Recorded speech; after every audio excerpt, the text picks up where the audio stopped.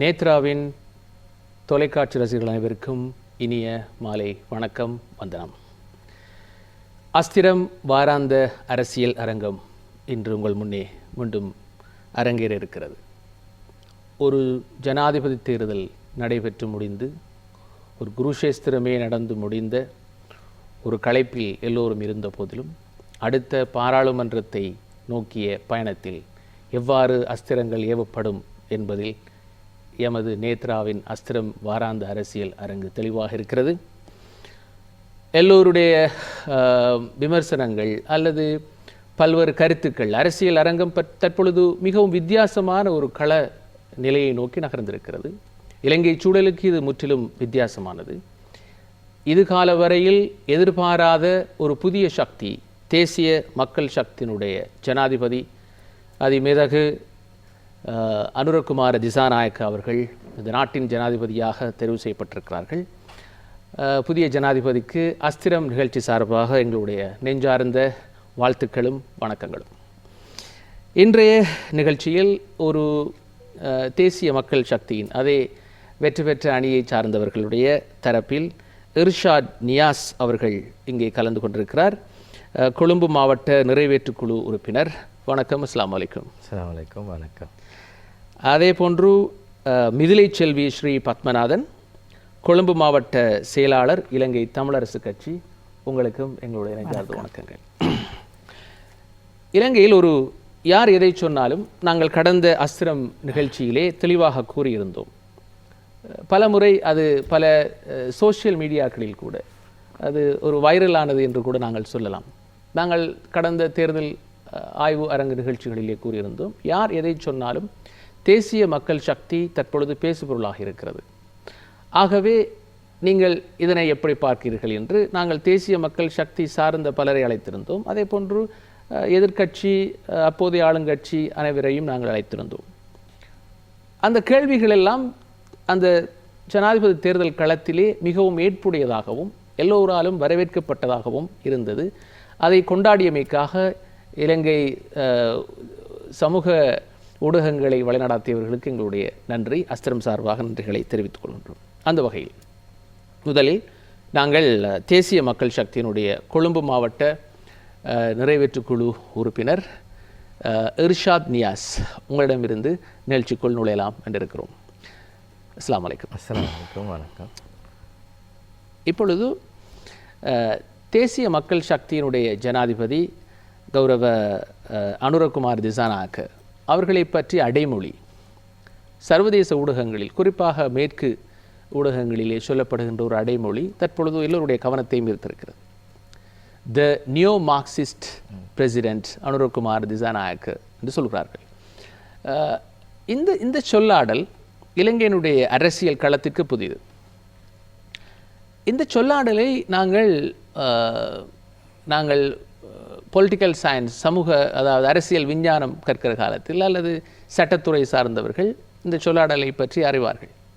ஆனால் இலங்கை சூழலுக்கு அதனை பிரயோகித்த சந்தர்ப்பங்கள், அதை பற்றி காரசாரமாக அலசிய சந்தர்ப்பங்கள் எல்லாம் குறையும்.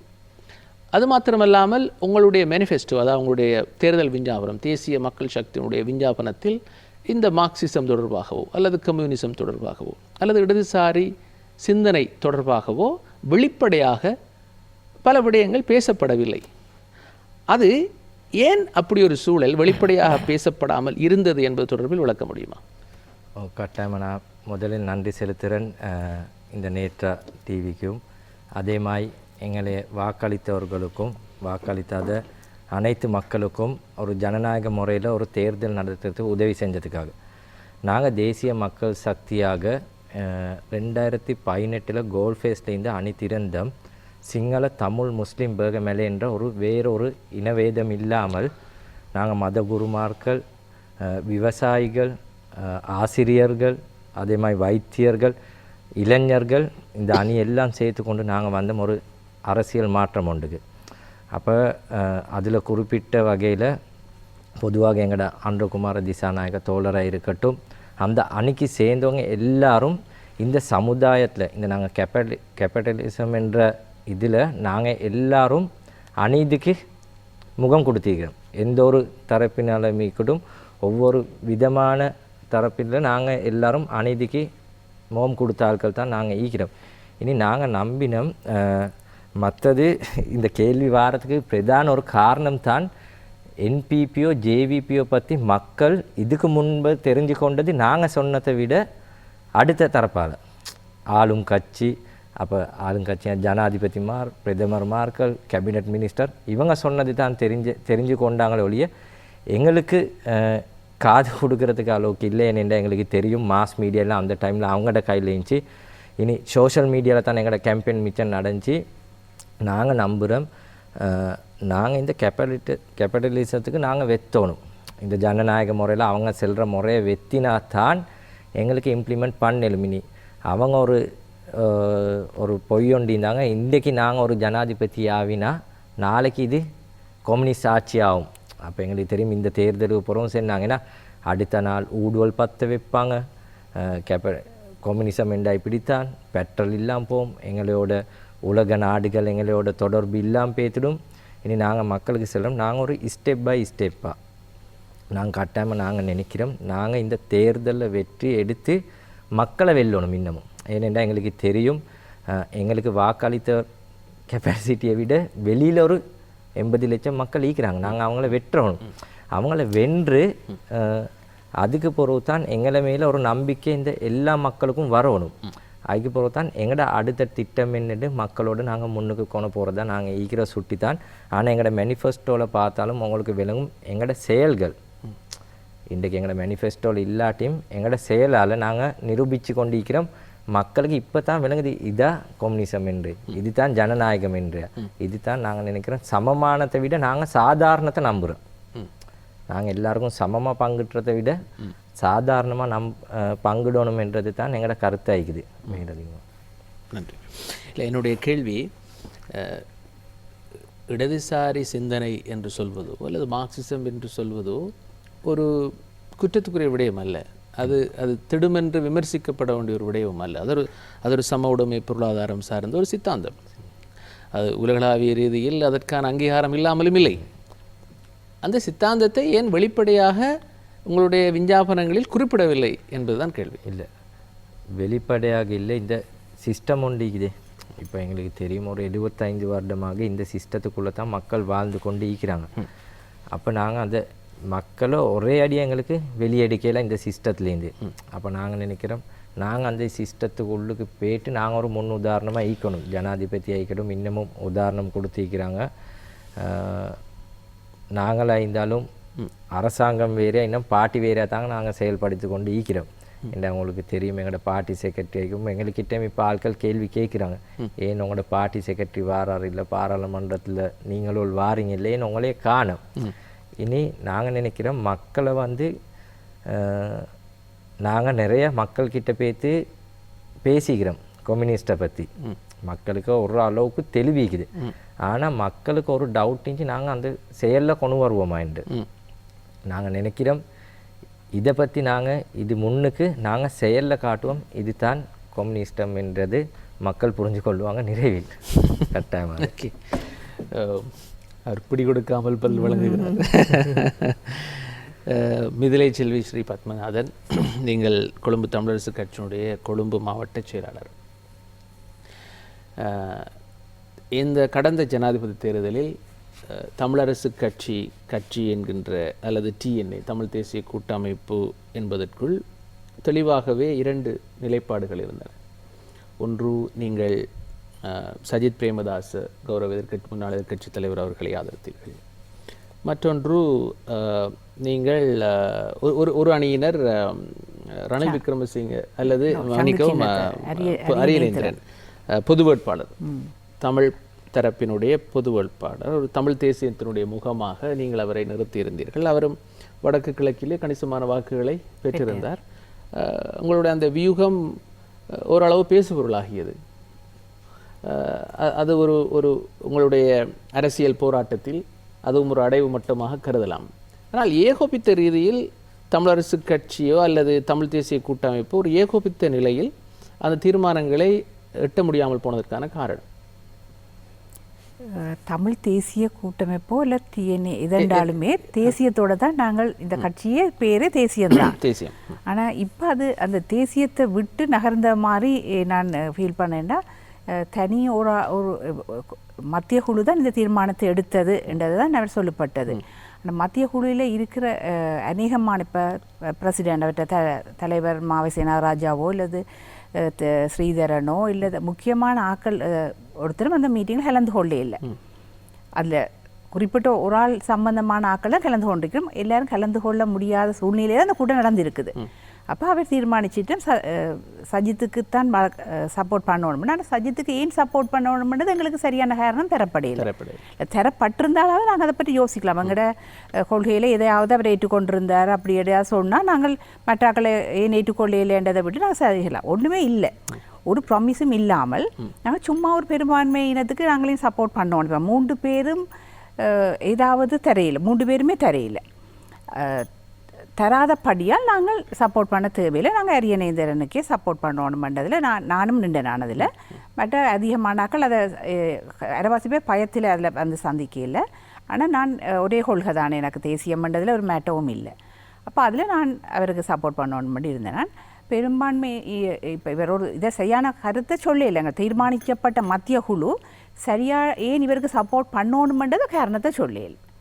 இப்போ அதில் உங்களுக்கு சப்போர்ட் பண்ணணுன்ற தேவை இருக்கவும் இல்லை, தேசியவும் இல்லை அவையோட. ஆனால் வடக்கு கிழக்கு மாகாணங்களில் உள்ள மாவட்டங்களில் கணிசமான அளவு வாக்கு சஜித் பிரேமதாச அவர்களுக்கு சென்றிருந்தது, தமிழ் மக்களுடைய வாக்குகள். சில மாவட்டங்களில் கூட அவர் வெற்றி பெற்றார். நான் நினைக்கிறேன் வன்னி போன்ற பிரதேசங்களில் அவர் வெற்றி பெற்றார். இப்போ இங்கே தமிழிசை கட்சியால் தான் வெற்றி அடைந்ததுன்னு சொல்றதுக்கு இல்லை, தமிழிசை கட்சியால் தான் அது நடந்ததுன்னு சொல்றதுக்கு இல்லை. தமிழிசை கட்சியினுடைய வகிபாகம் பெரிது தானே. அது இல்லை இல்லை, அது கன பேர் சஜித்துக்கு ஆதரவு தெரிவித்து இது நடந்து கொண்டிருந்தது. வடக்கு கிழக்கில் வாழ்கின்ற தமிழ் மக்களில் அரியநேந்திரனுக்கு வாக்களித்தவர்களை தவிர ஒரு பெரிய வாக்கு வாங்கி சஜித் பிரேமதாசவுக்கு தான் சென்று இருக்கிறது. அதை மறுப்பதற்கு அது தமிழிசை கட்சியால தான் வந்ததுன்னு சொல்றதுக்கு இல்லை. தமிழ் மக்களுடைய உணர்வலைகள் அது இல்லாமல் இல்லை, அப்படி இல்லை. இல்லை, அதில் பெரும்பான்மை கட்சியில் இருந்தார்கள் இருக்கிற நிறைய பேர் அவர்கள் அவருக்காக சப்போர்ட் பண்ணி முஸ்லீம் ஆக்களும் கூட தமிழ் ஆக்களும் கூட எல்லாரும் சஜித்துக்கு சப்போர்ட் பண்ணுற வேற கூட்டம் இருந்தது. அது தமிழரசு கட்சியில் இருந்து அந்த ஓட் வந்ததுன்றதை நீங்கள் சொல்ல முடியாது. அது இப்போ தமிழ் தேசிய கூட்டமைப்பு தமிழ் தேசிய கூட்டமைப்புல தான் நீங்கள் இப்போ பிரிஞ்சிட்டேன் தானே. இப்போ அந்த அவை எல்லாருமே அதிகமானாக்கள் சங்குக்கு தானே வாக்களித்தவர்கள். அதிகம் தமிழ் தேசிய கூட்டமைப்பு எனக்கு வேறு கென மெம்பர்ஸ் இருக்கிறேன் தானே, பெட்டேலோ புள்ளாட்டு அப்படி கணக்கு அவர்கள் எல்லாரும் ஒரு கூட்டாத்தானே அரியநேந்தனுக்கு சப்போர்ட் பண்ணணும்ன்ற தீர்மானித்தது. இப்போ தமிழ் தேசியத்தோடு நாங்கள் நிற்காமல் நாங்களே வேறு இப்போ போக வேணும். இப்போ மற்ற கட்சிகள் இப்போ அவங்களுக்கு ஏதாவது ப்ராமிஸ் தந்திருந்தால் நாங்கள் போகலாம். விக்னேஸ்வரன் அவர்கள் கூட அரியநேந்திரனுக்கு தான் ஆதரவு, அவரும் அநேகமாக எல்லாருமே அவருக்கு தான் அரியநேந்திரனுக்கு போடணும். முன்னாள் பாராளுமன்ற உறுப்பினர் சுமந்திரன் அவர்களை தவிர என்று சொல்கிறீர்களா, அல்லது அவருடைய சார்ந்த நிலைப்பாட்டை அவர் ஏகாதிபத்தியமாக ஒரு முடிவில் தான் அதை செய்திருக்கிறார் என்று தான் நான் சொல்ல வேணும்.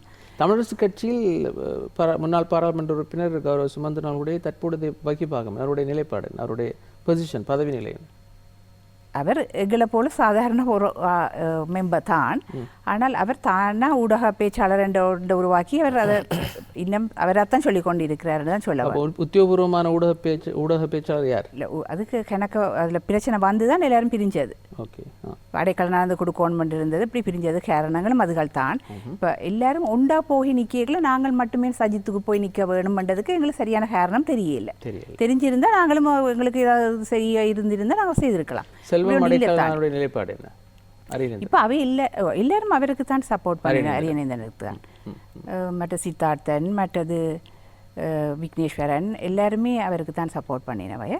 அதுக்கு வெளிப்படையாக சஜித் பிரேமதாசவுக்கு ஆதரவு அளித்தது சுமந்திரன் மாத்திரமா, இல்லை அவரை சார்ந்த இன்னும் பல? இல்லை, அது மத்திய குழுன்னு முடிவுன்னு சொல்ல மத்திய குழுவில் பெரும்பான்மையானாக்கள் போக இல்லையே. மத்திய குழு பெரும்பான்மையாக்கள் சொல்ல முக்கியமானாக்கள் பங்கு பெற்றில்லை. அதில் அந்த குறிப்பிட்ட அணி மட்டும்தான் பங்கு பெற்றி இருக்கணும், அவையாவே முடிவெடுத்திருக்கணும். மற்றாக்கள் தாங்கள் வரையிலேருந்து முதலே அறிவிச்சும் இருக்கணும், தாங்கள் சமாளிக்க முடியாமல் இருக்குன்னு சொல்லி இருக்கணும். அப்போ இது கொஞ்சம் இப்போ சும்மா யோசிச்சு பாருங்கோ, மத்திய குழுவில் இருந்து கொண்டே மத்திய குழுவில் இருந்த ஆக்களே தமிழிசை கட்சிக்கு எதிராக வழக்கு போட்டிருக்கணும் தானே. அப்போ அதில் இருந்து இதுக்குள்ளேயே கொஞ்சம் இது ஆகி இருக்குத்தான், இல்லைன்னு வழியில் சொல்ல முடியாது. தற்பொழுது தமிழரசு கட்சியினுடைய தலைவர் கௌரவ ஸ்ரீதரன் அவர்கள், அது நாங்கள் புதுசாக தெரிவு செய்தது அவர் தான் தலைவர். ஆனால் மாவசேனாதராஜா தான் இப்பயும் தலைவர் என்ற நிலைமை இருக்கு. என்ன இந்த வழக்கொண்டு வந்ததால் அதால் இவர் முடக்கப்பட்ட ஒரு தலைவர் தான் ஸ்ரீதரன். இப்போ மத்திய குழு ஒரு இது நடந்தது தானே, திருகோணமலையில் வாக்கெடுப்பெல்லாம் வச்சு செய்தோம் தானே. அப்போ அந்த புதுசாக வந்த இப்போ அதில் நானும் இருக்கேன், மத்திய குழு புதுசாக வந்ததில் அதில் 400 பேருக்கிட்டே ஏதோ வந்திருந்தாங்க. புதிய தலைவரை தெரிவு செய்திருந்தாங்க. அதுக்கு பிறகு மத்திய குழுவையும் தெரிவு செய்திருந்தாங்க. அப்போ அதில் ஸ்ரீதரனுக்கு சார்பானாக்கள் நிறைய பேர் வருவீனம் தானே. அப்போ அதால் இதை முடக்க வேணும். இப்போ அந்த பழைய குழுவை வச்சுருந்தா தான் இந்த எலெக்ஷனுக்கு அந்த பழைய தாங்களுடைய ஆக்களே போடலாம்ன்ற இதுகளெல்லாம் இருந்திருக்கும். அப்போ அதால் தான் இந்த வழக்கை கொண்டு வந்தது. இந்த வழக்கு போட்டதால் முடக்கப்பட்டது. இப்போ அதுக்குள்ளே இப்போ அப்படியே ஒரு பிரச்சனை வந்துட்டு இப்போ ஸ்ரீதரனால் அதை கொண்டு போக இல்லாமல் போயிட்டுது. சரி, இப்போ பழைய ஆள் இருக்கணுமன்றதுலேயே இருக்கினேன். அதான் தற்பொழுது இலங்கையினுடைய சுதந்திரத்துக்கு பின்னரான அரசியலிலே முக்கியமாக 1956ஆம் ஆண்டு திருமலை தீர்மானத்தின் பிரகாரம் சமஷ்டி, இணைந்த வடகிழக்கு போன்ற சித்தாந்தங்கள் அல்லது அரசியல் கோஷங்கள் தமிழரசு கட்சியினுடைய அல்லது தமிழ் தேசிய கூட்டமைப்பினுடைய அரசியல் நிலைப்பாடாக இருந்தது. அதற்காகவே போராட்டமும் இடம்பெற்றது. யுத்தத்திற்கு பின்னரான சூழ்நிலையில் கட்டம் கட்டமாக அதனுடைய, நீங்கள் கூறுவது போல் தமிழ் தேசியத்திற்கு என்ன நடந்தது என்கின்ற ஒரு கேள்வி நிலை தற்பொழுது வந்துவிட்டது. வடக்கில் ஒரு நிலைப்பாடும் கிழக்கில் ஒரு நிலைப்பாடும் என்கின்ற ஒரு இல்லை, வடக்கு கிழக்கு ரெண்டுமே தமிழ் தேசியத்துக்கு சார்பாக தான் இருக்கிறோம். ஒரு சிலர் தான், அதாவது இல்லை அமெரிக்கா, அதாவது வளமையான தமிழ் தேசிய சித்தாந்தத்துக்கு எதிரானவர்கள் கிழக்கிலும் இருக்கிறார்கள். தமிழ் மக்களுடைய பிரதிநிதிகளாக வருபவர்கள் கூட இருக்கிறார்கள். ஆகவே இதை எல்லாவற்றையும் தாண்டி இவ்வளவு காலமும் ஸ்ரீலங்கா சுதந்திர கட்சி அல்லது ஐக்கிய தேசிய கட்சியினுடைய மாறி மாறி வந்த அதன் தலைமையிலான அரசாங்கங்களை விமர்சித்து வந்திருக்கிறோம். தமிழ் தேசிய கூட்டமைப்பு பல முறை அல்லது தமிழரசு கட்சி பல முறை பேச்சுவார்த்தைகளுக்கு சென்றிருக்கிறது. இப்பொழுது தேசிய மக்கள் சக்தி வந்திருக்கின்ற இந்த சூழ்நிலையில் நீங்கள் இதை எந்த அளவுக்கு சாதகமாக அல்லது பாதகமாக பார்க்கிறீர்கள்? இதை தொடர்பில் உங்களுடைய கருத்துக்களை சொல்ல முடியும்? எங்களுக்கு 76 வருடங்களாகவே வந்த அரசாங்கங்கள் எல்லாம் எங்களை ஏமாற்றி கொண்டு தான் இருந்தது. இப்போ புதுசாக இது ஒரு பெரிய ஒரு மாற்றம் என்று தான் சொல்ல வேணும். இவர்களும் வலியை சந்தித்து தான் வந்திருக்கிறோம். இப்போ நாங்களும் வெளியே சந்தித்து தான் வந்திருக்கிறோம். அதால் எங்களை புரிந்து கொள்வார்கள் என்றதை நாங்கள் நினைக்கிறோம். இது நல்ல ஒரு விஷயம் நடந்திருக்கின்றது, இந்த மாற்றம் நல்ல மாற்றமாக அமையும் என்றதை தான் நாங்களும் எதிர்பார்த்து கொண்டு இருக்கிறோம். இப்போ திருப்பியும் பழைய நேரம் வந்திருந்தால் நாங்கள் அப்படி யோசிச்சிருக்க மாட்டோம். இப்போ புதுசாக வந்தவர்களுக்கும் அதே வழி இருக்குது, எங்களுக்கும் அதே வழி இருக்குது. அப்போ இவர்கள் இப்போ சொல்லி ஏற்கனவே நல்ல இதென்று சொல்ல வேணுமெண்டா கைதிகளை விடுதலை செய்ய முயற்சி செய்கிறோம்னு சொன்னது எங்களுக்கு ஒரு பெரிய விஷயம், பெரிய ஒரு ஆறுதலாக இருக்குது. அப்போ இது அடுத்தடுத்த ஸ்டெப்பும் அவர்கள் நல்ல முடிவெல்லாம் அது ஒரு நல்ல சகுனம். நிச்சயமாக அதை நாங்கள் அந்த மிக மகிழ்ச்சியாக இருக்கிறோம். தமிழாக்கள் எல்லாம் இப்படி ஒன்று செய்ய மற்ற ஆக்கள் செய்யலையே. வந்தவுடன் சொன்னாங்களே இப்படி வங்கி அரசியலுக்காக செய்யவில்லை யாரும். அப்போ அதுக்குன்னு சொல்லல, இது இப்போ இது ஒன்று நடந்தது நல்ல விஷயம். மற்ற அரசியலமைப்பை மாற்றி தமிழட்ட பிரச்சனை திருப்பம்னு சொல்லியாச்சு. அந்த ரெண்டுமே எங்களுக்கு ஒரு நல்ல விஷயம்தான். அப்போ நாங்கள் அந்த நம்பிக்கையோடு தான் இருக்கிறோம். இது அரசியலமைப்பை மாற்றி இந்த பிரச்சனைக்கு சொல்யூஷன் வந்தால் தான் பொருளாதாரத்துலேயும் ஒரு விடுதலை வரும். இந்த நாடு பொருளாதாரத்தை முன்னேற வேணுமென்னு நாங்கள் சும்மா சொல்லி கொண்டிருக்கல ஒன்றுமே இருக்காது. இந்த எங்கிட்ட 2 பேருடைய பிரச்சனையும் தீர்க்காமல் நாங்கள் அங்கே பொருளாதாரத்தை கட்டியெழுப்புறது சாத்தியம் இல்லை. 2 பேரும் இணைஞ்சு தான் இந்த கட்டியெழுப்ப வேண்டி இருக்கும். அப்போ எங்கள்ட பிரச்சனையும் தீர்த்தா இந்த சமஷ்டி நாங்கள் 13ஆம் திருத்தத்தை நாங்கள் கேட்கவே இல்லை. அது சர்றன்னு சும்மா சொல்லிக்கொண்டு எல்லாரும் இருக்கிறோம். அப்போ அதுக்கு தான் இப்போ சஜித்துக்கும் கழிக்கிறோம்னு சொல்லி ஓடி போனவே. அது 13ஆம் திருத்தம் என்னத்துக்கு கேட்கிறோம்னு எங்களுக்கு தெரியாது. இப்போ நாங்கள் எங்கேயோ போயிட்டு சமஷ்டிக்கு போயிட்டு திருப்பி வந்து 13ல் நிற்கிற மாதிரி அது ஒரு பக்கம். இந்த அரசாங்கம் வந்தது எங்களுக்கு நன்மை நடக்கும்ன்றதை நாங்கள் எல்லாரும் நம்புகிறோம். தமிழ் தேசிய கூட்டமைப்பு எதிர்காலத்தில் ஒரு நேர்மையான அல்ல தமிழரசு கட்சி ஒரு நேர்மையான கலந்துரையாடலுக்கு தயாராகிறது. இது ஒரு யுக மாற்றமாக பார்க்கலாமா? நிச்சயமாக அப்படி ஒரு மாற்றம் வந்தே ஆகணும்.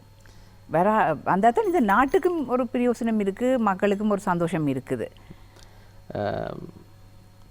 அதாவது தேசிய மக்கள் சக்தியினுடைய விஞ்ஞாபனம் அதை நீங்கள் வாசித்திருப்பீர்கள். அந்த விஞ்ஞாபனத்தை நீங்கள் பார்க்கின்ற பொழுது தமிழ் மக்களுடைய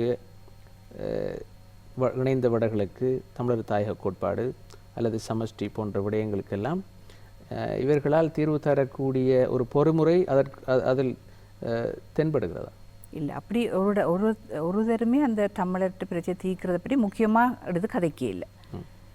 ஆனால் இப்போ வந்த அப்புறம் அவர் சொல்லியிருக்கணும் அரசியலமைப்பை மாற்றி தமிழர்கிட்ட பிரச்சனை தீர்ப்பமண்டு கைதிகள் அவர் சொல்லியிருந்தால் சில வேளை அவர்கள் வர்றதுலேயும் தடை ஏற்பட்டிருக்கலாம். தமிழர்கிட்ட பிரச்சனையை பற்றி அதை அறிவு கொடுத்திருந்தா அந்த வாக்கு வங்கியில் சரிவு ஏற்பட்டிருக்கலாம். ஆனால் அதை ஒன்று கொடுக்காதால அவர்கள் பெரும்பான்மையான வாக்குகளில் எடுத்திருக்கணும். அப்போ இப்போ அரசியலமைப்பை மாத்திரமன்ற ஒரு வசனத்தை சொல்லியிருக்கிறேன் தானே. அப்போ அதே பெரிய வந்தா பிறகு அதை செய்யலாம். முதலே சொல்லி அவர்கள் தோக்கிறத விட வந்தா பிறகு அவர்கள் முயற்சி செய்வார்கள், சரியான வழியை கொண்டு வருவார். அவர்கள் தமிழ் அரசியல் கைதிகள் விடயத்திலும் தேர்தல் பிரச்சாரங்களில் எதையும் சொல்லவில்லை. ஆனால் ஜனாதிபதியாக பதவி பிரமாணம் எடுத்தவுடன் எங்களுக்கு சொல்லி அது ஒரு நல்லெண்ணத்தை வெளிப்படுத்திய சந்தர்ப்பம். ஏதோ நாடு வளம் பெற வாழ்த்துக்கள். நிச்சயமா நாடு வளம் பெறும் என்று நம்புவோம். நன்றி. இர்ஷாத் நியாஸ்,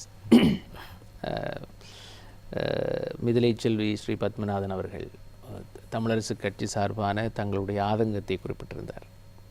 ஒரு ஒரு ஒரு அபரிமிதமான எதிர்பார்ப்பு, ஒரு அலாதியான கனவுகளோடு அவர்கள் தேசிய மக்கள் சக்தியிடம் தீர்வை நோக்கி அவர்கள் நகர பார்க்கிறார்கள். நீண்டகால போராட்டங்கள், உண்மையில் எவ்வாறு வடக்கு கிழக்கில் போராட்டக் குழுக்கள் தமிழ் தேசியத்திற்காக இரத்தம் சிந்தினார்களோ அதே போன்று தென்னிலங்கையில் ஒரு சம உடைமை பொருளாதாரத்திற்காக தேசிய மக்கள் சக்தியினுடைய தாய் இயக்கமாகிய ஜனதா விமுக்தி பெரமுன அதற்கான தியாகத்தை பல தசாப்த காலமாக செய்து வந்திருக்கிறது. இப்பொழுது சமூக ஊடகங்களில் தோழர் ரோஹண விஜயவீர் அவர்களுடைய புகைப்படம், அவருடைய நேரடியான உரை, அந்த காலத்தில் அவர் வீரமிக்க தொனியில் ஆற்றிய உரை, நீண்ட காலமாக அவற்றை சோஷியல் மீடியாவில் பகிர்வதற்கே பயன்பட்டிருந்தார்கள். ஆகவே அதுவே ஒரு பேசுபொருளாக இருக்கிறது தற்பொழுது. இந்த சூழ்நிலையில் தமிழ் மக்களுடைய எதிர்பார்ப்பு, குறிப்பிட்டது போல் நாடு வளம் பெறுவதற்காக எல்லோரும் விட்டு கொடுத்தாக வேண்டிய சூழல். இந்த தமிழ் தேசிய கூட்டமைப்பினுடைய அல்லது தமிழ் தேசிய சித்தாந்தத்தை நோக்கிய பயணத்திற்கு தேசிய மக்கள் சக்தியினுடைய வெளிப்படையான செய்தி என்ன? கட்டாயமாக நீங்கள் சொன்னது மாதிரி எங்களுக்கும் உணர்வுகள் இருக்குது. இப்போ எங்களோட அன்றுகுமார திசாநாயக் எடுத்தாலும் அவங்க அந்த வேதனையை அனுபவிச்சிக்கிறாங்க. அவங்களுக்கு எல்லாருக்கும் தெரியும், அவரோட க்ளோஸ் ரிலேஷன் ஒரு அண்ணனை ஒரு 10 வருஷமாக கொண்டு போய்த்து காணாமல் போயிட்டு இருந்தாங்க. அப்போ அவங்களுக்கும் வீட்டு கதவை தட்ட போகல அண்ணனாண்டி அந்த நினைவே இருக்குது. அதுதான் இந்த மாற்றம். இல்லாட்டி தமிழ் சுட்டியோ இல்லாட்டி எங்களுக்கு அடுத்த பாராளுமன்றத்தில் தமிழ் ஓட்டு எடுக்கணும் என்றதுக்காக இல்லை, அதை நான் கொஞ்சம் திருத்தம் செய்கிறேன். அதே மாதிரி தான் நன்றி, இந்த எங்களை மேலே வச்சுக்கிற நம்பிக்கை மாறும் கட்டாயமாக.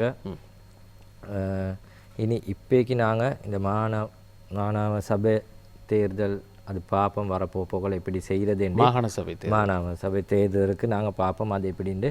அதே மாதிரி தான் நாங்கள் தமிழரசு கட்சிக்கும் செல்ல வேண்டிய ஒரு விஷயம் இருக்குது.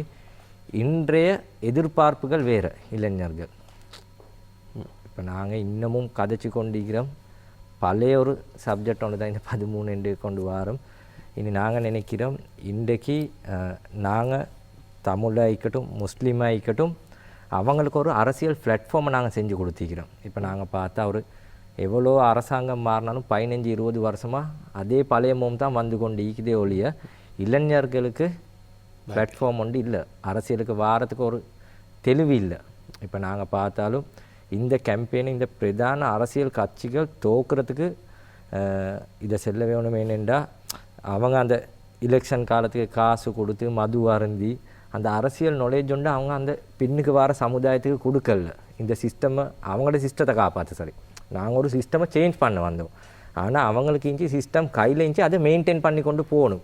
ஆனால் அவங்களுக்கு அவங்களோட அந்த அடுத்த ஜெனரேஷனுக்கு அதை சரி கொடுக்கலாம் பேத்துட்டு இனி நாங்கள் நினைக்கிறோம் தேசிய மக்கள் சக்தியாக நிறைய எங்களோட தமிழ் இளைஞர்கள் வராங்க. இன்றைக்கி நாங்கள் செயல்படுத்தி கொண்டிருக்கிறோம்.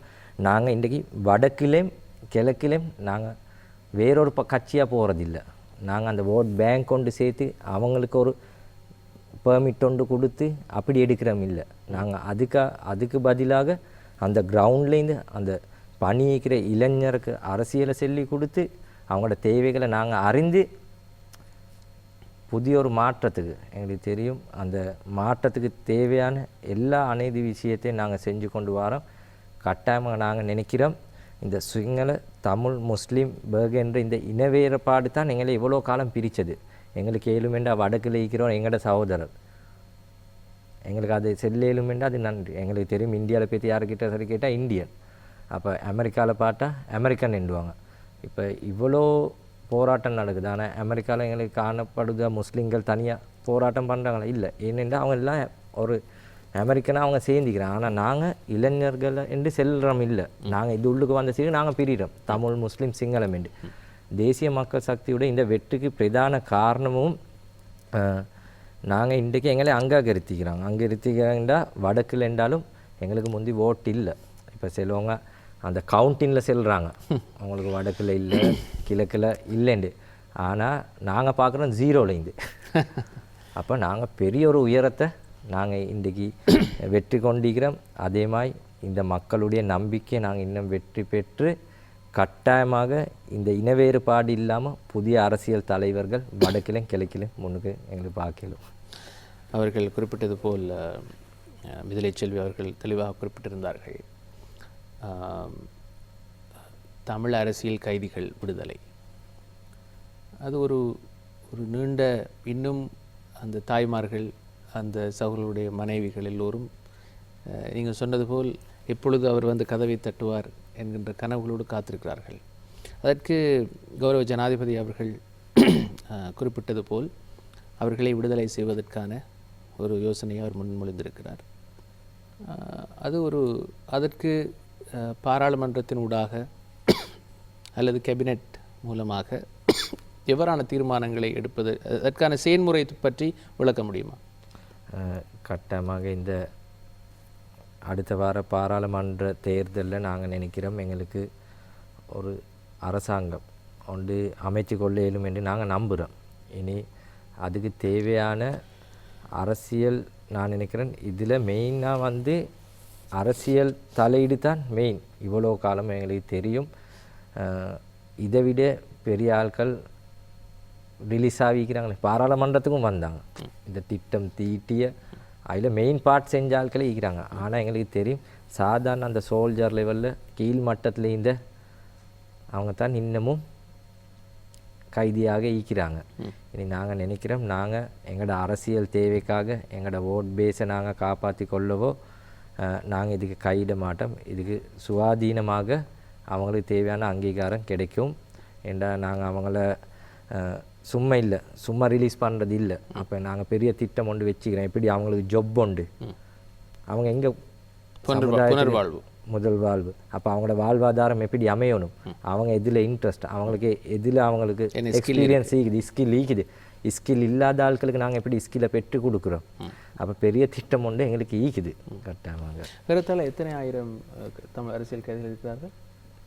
அது எண்ணிக்கை எனக்கு சரியாக தெரியாது. ஏற்கனவே இது சம்பந்தமாக தவராஜ சார் அவர் தான் எங்களுடைய பிரசிடென்ட் கொலம்பு. அவர் நிறைய வழக்குகள் பேசி நிறைய பேர் வெளியில் விட்டுட்டார். இன்னும் இருக்கிறார்கள் குறைவு தான். ஆனால் அது இருப்பது இல்லை, நூற்றுக்கணக்கில் தான் இருக்கணும். அதை இப்படியும் இவர் செய்கிறேன்னு அது எலெக்ஷனுக்கு முதல், பாராளுமன்ற தேர்தலுக்கு முதல் இதுகளெல்லாம் நடந்தால் தமிழ் மக்களின் வாக்குகள் வங்கிகள் சில வேளை இவர்களுக்கு கூடலாம். ஆனால் அதில் சில சட்டச்சிக்கல் இருப்பதாக நினைக்கிறேன். சட்டச்சிக்கலில் தான் முதலும் விடுபட இல்லை.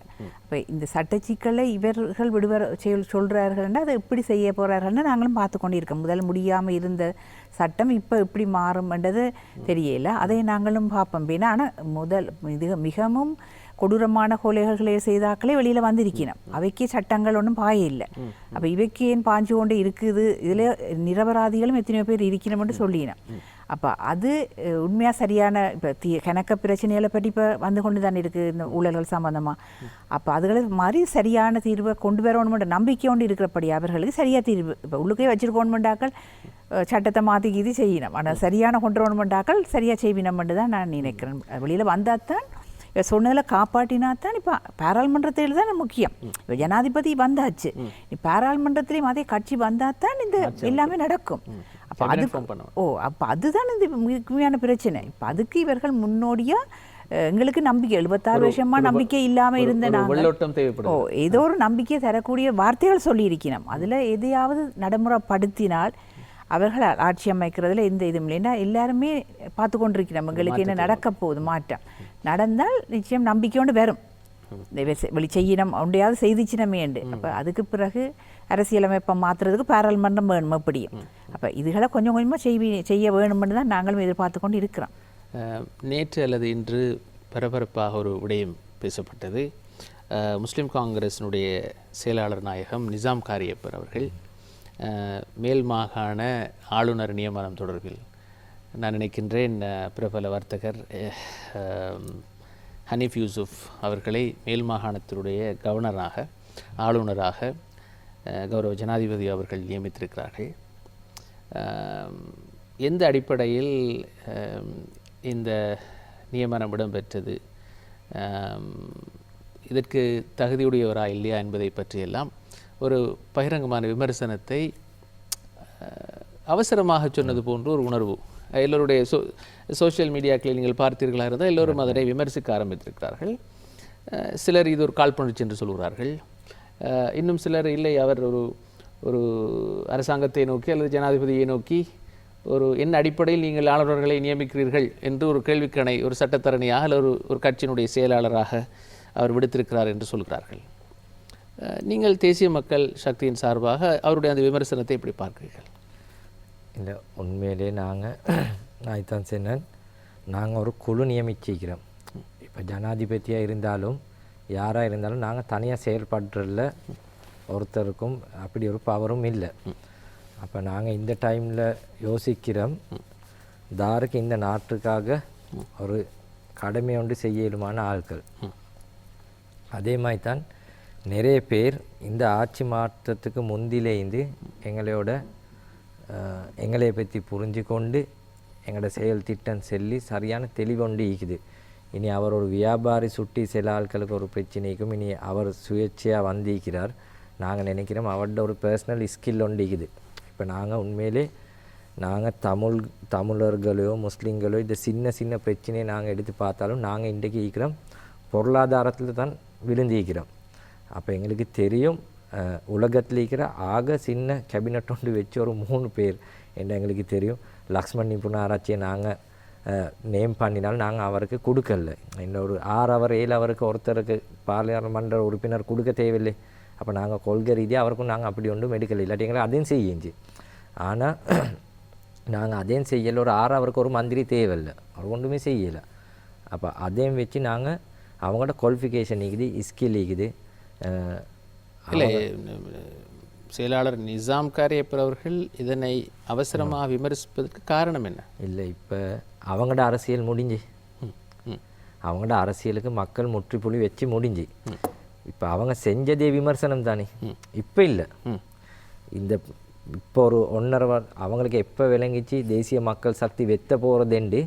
ஏனென்றா அவங்களுக்கு செல்லையெல்லாம் நாட்டு மக்கள்கிட்ட வந்து அவங்க என்ன செஞ்சேண்டு. ஏனென்றா ஒன்றுமே செஞ்சில்லை. நாங்கள் பார்க்குறோம் V8 ஓடிக்கிறாங்க, நல்ல திண்டு குடிச்சிக்கிறாங்க. அதை செல்லையெல்லாம் மக்கள்கிட்ட வந்து இனி விமர்சிக்கிறவங்க விமர்சிக்கிறோம். நாங்கள் நாட்டு மக்களுக்கு செல்கிறோம்.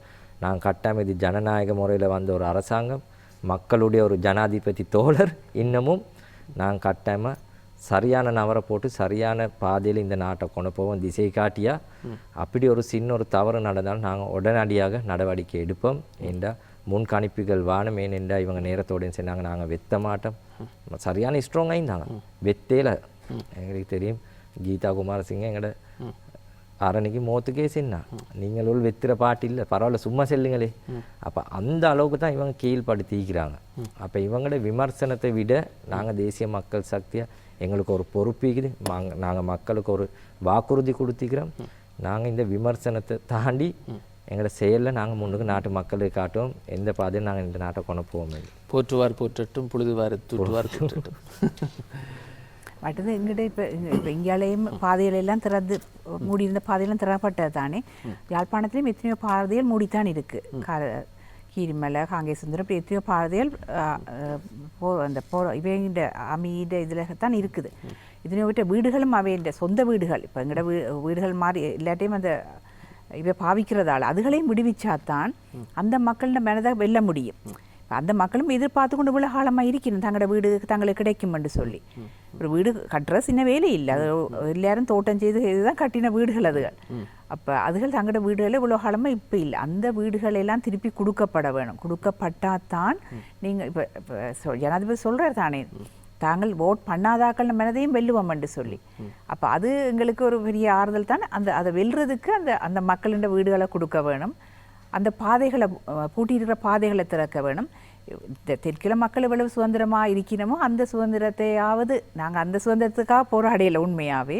ஆனால் இப்போதைக்கு அதையாவது எங்களுக்கு தேவை. அந்த எங்களோட பாதைகள் எங்களோட இதுகளை எங்களுக்கு திருப்பி தரணும். எல்லாம் இலவசமாக கொடுக்கப்பட்டது இல்லையா? உண்மையில் அரசியல் அமைப்பு மாற்றம் அதனூடாகத்தான் நீங்கள் எதிர்பார்க்கின்ற ஒரு நிரந்தர தீர்வு திட்டத்தை நோக்கி நகரலாம். உண்மையில் இலங்கை அரசியல் சூழலில் 2 விடயங்கள் தெளிவாக அரசியல்வாதிகள் பேசுவதில்லை.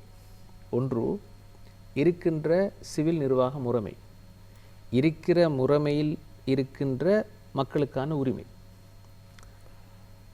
அது கூட முறையாக நிறைவேற்றப்படுவதில்லை. இரண்டாவது, நீங்கள் சொல்லுகின்ற அதிகார பரவலாக்கலுக்கான தீர்வு. எப்பொழுதும் ஒரு சிவில் நிர்வாக முறைமையில் ஒரு நல்லெண்ணத்தை சகல இனங்களுக்கும் இடையில் கட்டியெழுப்புவதற்கான ஒரு பொறிமுறை அவசியமாகிறது.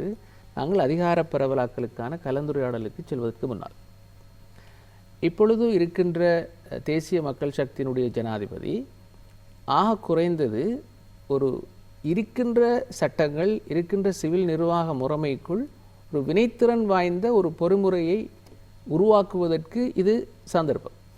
நிச்சயமா அந்த விடயத்தில் ஏற்கனவே விடுதலை புலிகளினுடைய மறைந்த தலைவர் பிரபாகரன் அவருக்கு சில தீர்வு திட்டங்களை அடைவதற்கான வாய்ப்புகள் இருந்தும் அவர் விடாப்பிடியாக இருந்தார்.